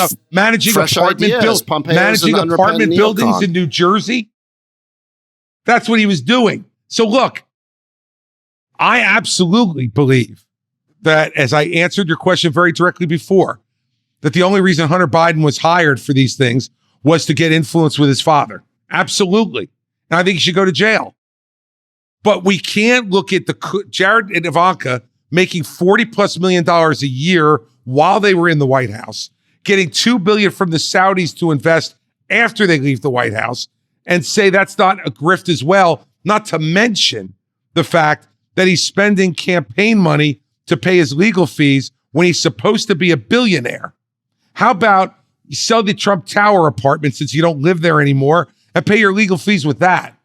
Or how about sell one of your friggin' golf courses to pay your legal fees with that? But instead, a $100 average donation from Americans who donated to something called Save America, which was supposed to fight the steal of the election, is now being spent to pay his legal fees because he took classified documents illegally out of the White House. And by the way, that same organization paid Kimberly Guilfoyle $60,000 to give a 3-minute speech on January 6th and paid $208,000 to Melania's stylist as political strategy. She looks great. There's plenty of grift to go around. Yeah, and I'll tell you this. The grift is deep. The Christie administration, no member of my family will make money off of the fact that I'm president. You can't say that about Trump or Biden. Okay, this has been an amazing 2 hours. Killing me. With That was Governor Chris Christie. was Well done. So Well honest. Great Thank debate. God I had these lozenges, or I'd have no voice. Final question. When you did this karaoke with David Freeberg, Yes. did you do Thunder Road, Living on a Prayer, Rosalita? What was the song? Or did you guys do I got to admit, I don't remember a duet? I don't remember which song David and I did together, but I did do Thunder Road karaoke. Fantastic. In that small bar in that little town in Idaho. Beep, prevent. Yeah. I think I do also remember there being a karaoke on a Backstreet Boys song. Oh, that's definitely Freeberg. Yeah, that's definitely Freeberg. But I don't think Freeberg was in that one. I don't think. Do you remember, David, which song we did? No. Endless I Love? don't remember. No, it definitely I don't wasn't remember. that. There was a group. There was a Don't there was Go a Breaking group My Heart, thing on- Kiki Day, Elton John? Yeah. There's got to be one in there. Listen, Governor, we really appreciate you coming on. We wish you great success. Congratulations on New Hampshire. And really think you did a great job today. Thank you for being so forthright. No, Really look, appreciate thank that. you guys for Great giving job. me the look. I love the opportunity to be able to go into more depth about this in anything other than UFOs. So that's really good. Really good. Oh, wait, we have another hour of UFO questions. I would really encourage you to spread this gospel of the most thoughtful way to beat back corruption is something like zero-based budgeting across the entire federal I government. like that too. That was a great. Nobody says it. People are, I think RFK and Vivek scratch it, but I think you could nail it if you take it and want to run with it. And there's just a lot of money that's probably sloshing on the sidelines that needs to get reallocated.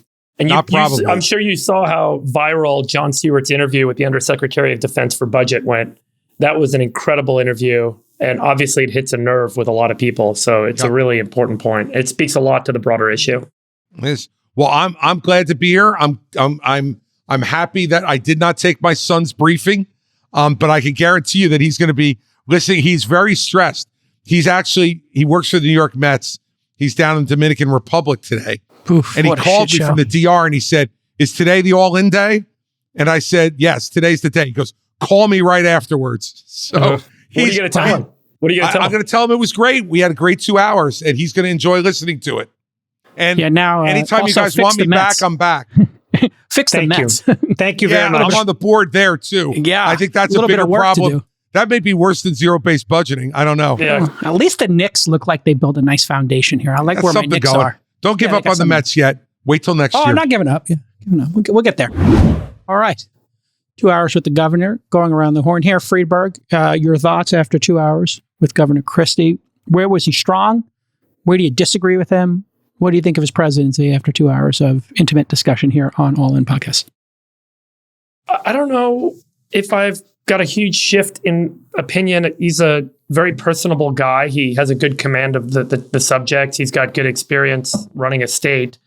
So those are good qualifying criteria. Obviously, this is a very challenging race for him. I'm not sure if he hits any zingers that really helps accelerate him past the momentum that Vivek has and obviously the lead that Trump has with the, conservative party support with DeSantis. So it seems like it's going to be a tough campaign and a tough race for him. And I'm not sure he brings anything today that shows how he's going to kind of get ahead of this problem. So that's the campaign. Let's talk about for you, if you were to contrast him to other Republican candidates, DeSantis, Haley, Vivek, where does he fall for you personally? Yeah, I remain of the concern that there's a giant meteor a fiscal meteor hitting the United States. Okay. And everyone's talking about a lot of other stuff. Okay. And it's the Don't Look Up documentary to me. Okay. And he's the most attuned to that in your mind, or Nikki Haley? He has a good point of view. I think his alignment around keeping military spending and, this discussion around corruption, it's such a micro problem relative to the macro condition. Again, 31% of US debt coming up for refinancing this year. It's going to be, and we're already seeing, by the way, this year, interest expense on the debt is greater than military spending. If you had to pick two candidates on the Republican Party that were most intriguing to you for your vote, which two would they be? I'm going to skip that question for now. Okay. Chamath, I'll go to you. Post this 2-hour discussion, I thought he was great. I'm curious how you thought were the strong points in this discussion, and then I guess we can talk about his campaign, as Freeberg just did, but then we could also talk about how he resonates with you and in terms of getting your vote, maybe where he sits. I don't think my opinion has changed much before or after. I mean, I think that he's a very personable, charming guy, but I'm not sure that he says anything that's different from the establishment wing of the Republican Party. And I think that the winning candidate, whether I agree with it or not, is irrelevant at this point. But the formula has been laid bare for everybody to see. And I think that you have to have radical ideas. And so when you think about the people that are getting the most attention on both the Democratic and the Republican side, what they're essentially pushing back on is all of this orthodoxy. And if he really wants to win, he has to embrace being unorthodox and heterodox. And he doesn't have enough heterodoxical policies to cut through. So he just cannot win as a practical matter. So if he embraces those heterodoxies because he believes in them, he has a chance. But if he doesn't, it's going to be Trump versus Vivek. So if it winds up being Biden, Vivek, Trump, Christie, Nikki in this sort of like final, race towards the finish line, which two candidates do you find most appealing right now? Not saying you'll vote for them, but which two are resonating with Chamath Palihapitiya most? I'm still pretty open-minded. I haven't decided. Okay. I know who doesn't resonate with me. Okay, tell me. Is DeSantis. Okay, so DeSantis is off the table. Everybody else is still in play. I was very clear early on that his campaign was DOA, and I think that that's probably just he's going to have a withering, kind of embarrassing end to the campaign, unfortunately for him. But I think the heterodoxical rhetoric is going to get ramped up both by RFK and by Vivek, and I think it's going to put a lot of pressure, and by Trump, and I think it's going to put a lot of pressure on Biden, and it's going to put a lot of pressure on the other Republican nominees to cut through the noise here. It's an interesting point, Chamath, because if the chorus becomes this heterodox point of view, it looks really bad. Biden is almost in this truly defensive mode because then you have multiple parties speaking similarly about the establishment.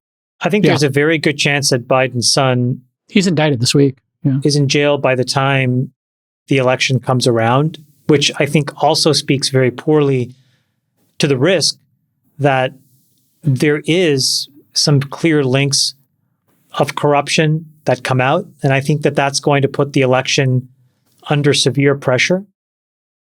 And I think you can bet that every single Republican mega donor is going to come out of the woodwork to fund a super PAC that's going to blast the airwaves all across the country with that content.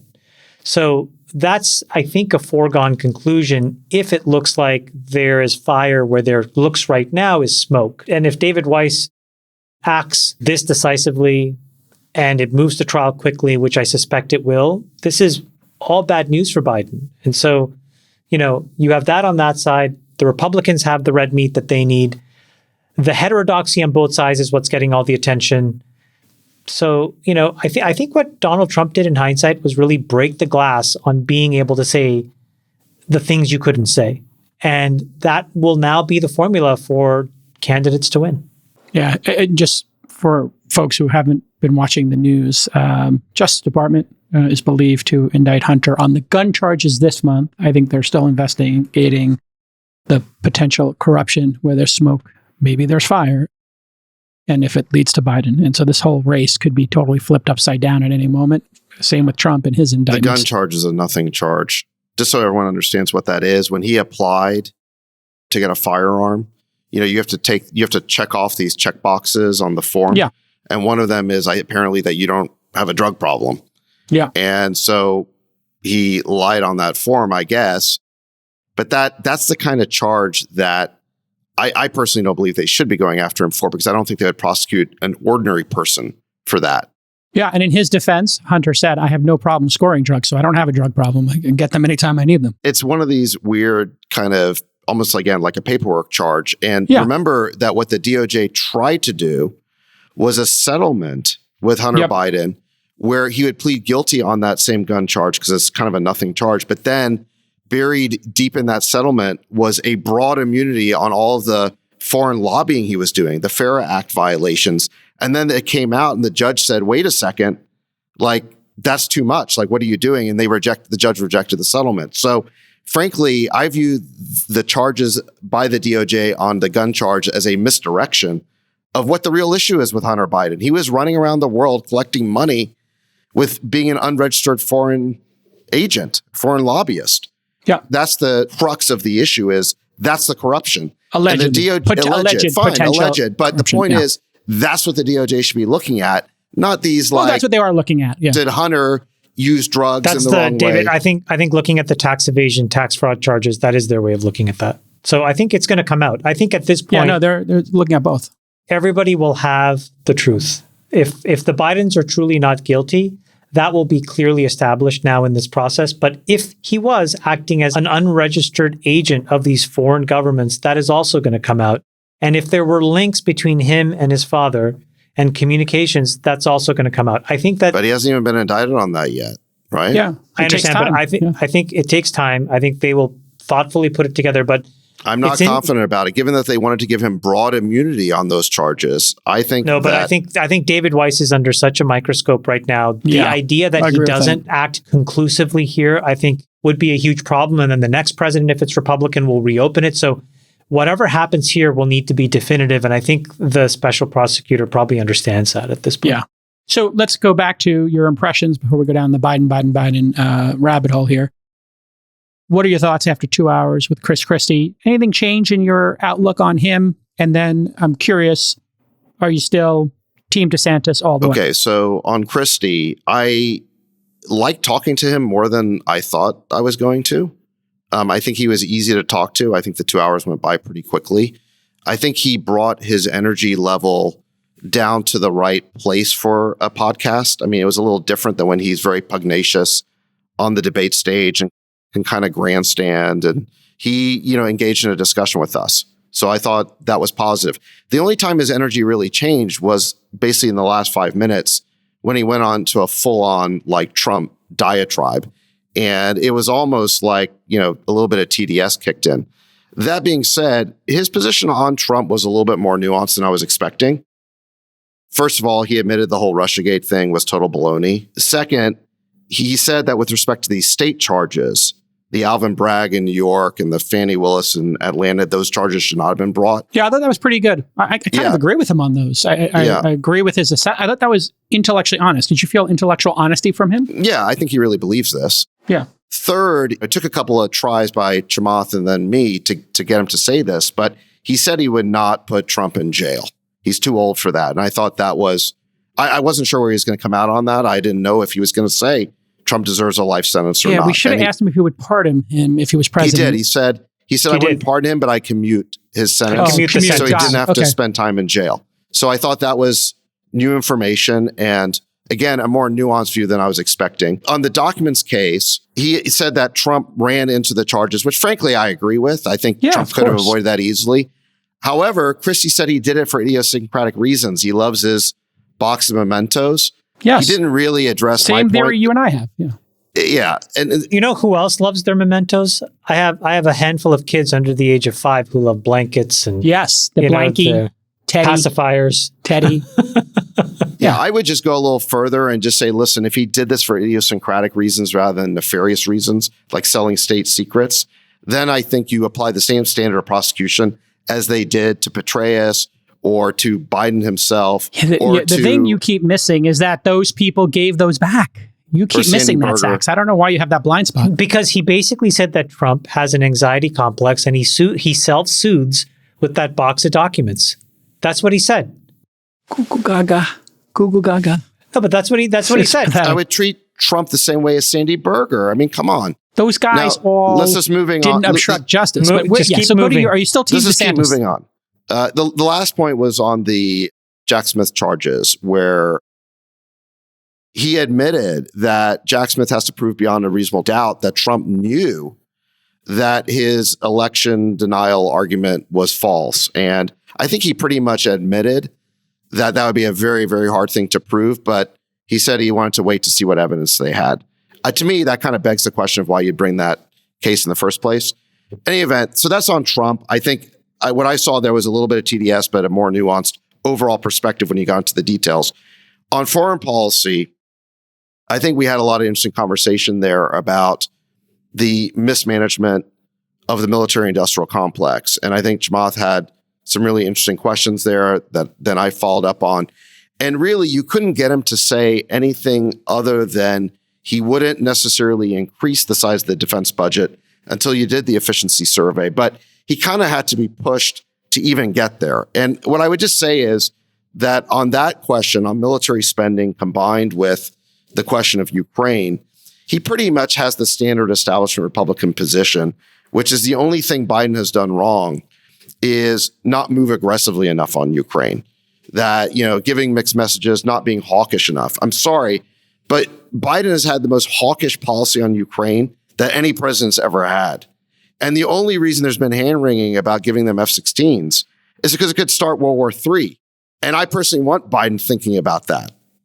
So again, I think this neocon Republican position that involves Chris Christie and Haley and Pence and Mitch McConnell, basically the whole Republican establishment, they basically believe that Biden, who says we need to support Ukraine for as long as it takes, as much as it takes, he's still not doing enough. I just don't fundamentally buy that argument. You still Team DeSantis? Yeah. Here's my view on it. So look, I would support DeSantis. I also would support Vivek.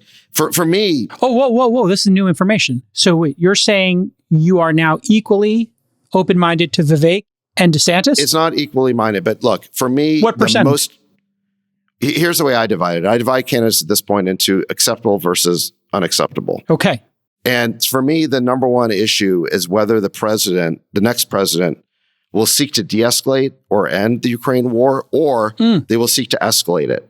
Chris Christie, along with all these others, by saying that Biden has been too dovish on Ukraine, is effectively saying he wants to do even more on Ukraine. So where does that put you? I'm not willing to live for the next 4 years on the knife's edge of World War III. I don't want the next puts you US in president Vivek's camp. I don't want the sword of World War III hanging over our heads. So that puts you in Vivek's camp?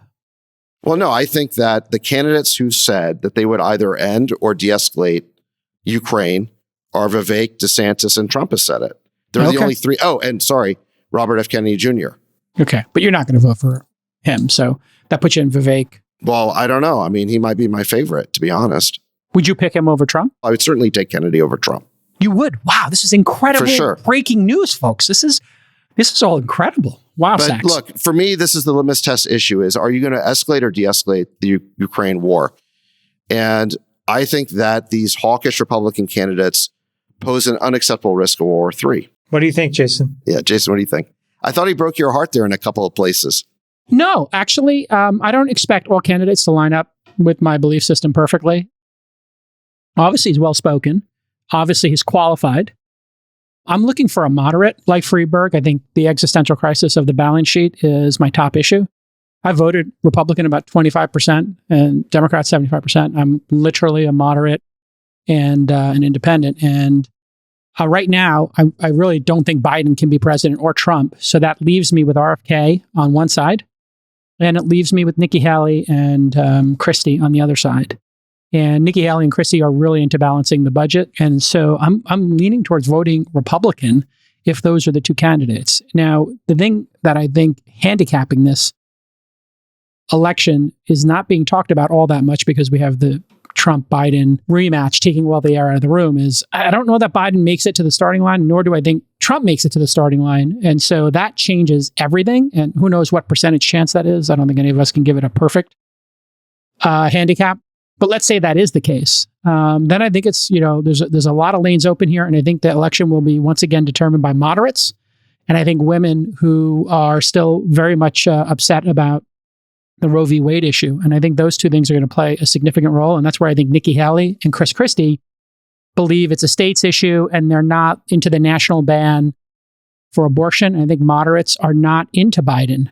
I don't think they're going to be into RFK. I think they're going to be into Nikki Haley. And I think Nikki Haley could happen. And I think Chris Christie could happen. So I hope we get Nikki Haley on here because I don't know her enough, but I would like to have that 2-hour discussion. So I'm leaning towards Haley, Christie, if they make it. All right, this has been another amazing episode of the All In Podcast. We went for over 2 hours. Enjoy the 1.5 times episode, everybody, because next week is the All In Summit, and we're not going to tape next week, so you get a week off from the pod while we bank, I think, like 20 amazing guests from Ray Dalio to Elon Musk to Mr. Beast. I mean, the list of people, Gwyneth Paltrow, that Freeberg has put together is extraordinary. Congratulations to Freeberg on a program even better than last year's program. It is an unprecedented success here. So great job, Freeberg and the team over at the production board. And the parties might be fun too. I got my tux. I'm ready to go. We will see you all in Los Angeles, or some portion of you, about 1% of you in Los Angeles next week.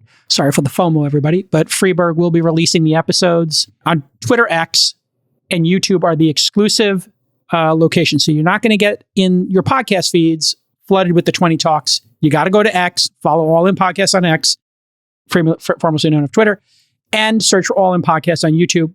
You can subscribe, and then there's a bell there. You put on the alert.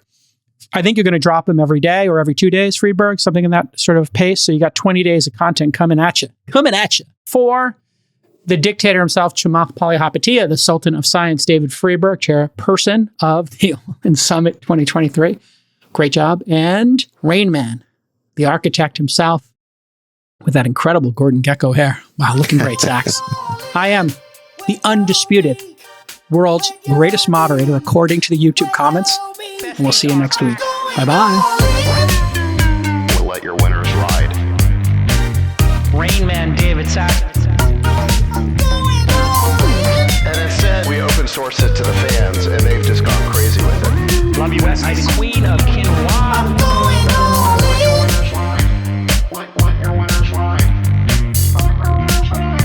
Besties are back. Code 13. That is my dog taking a notice in your driveway.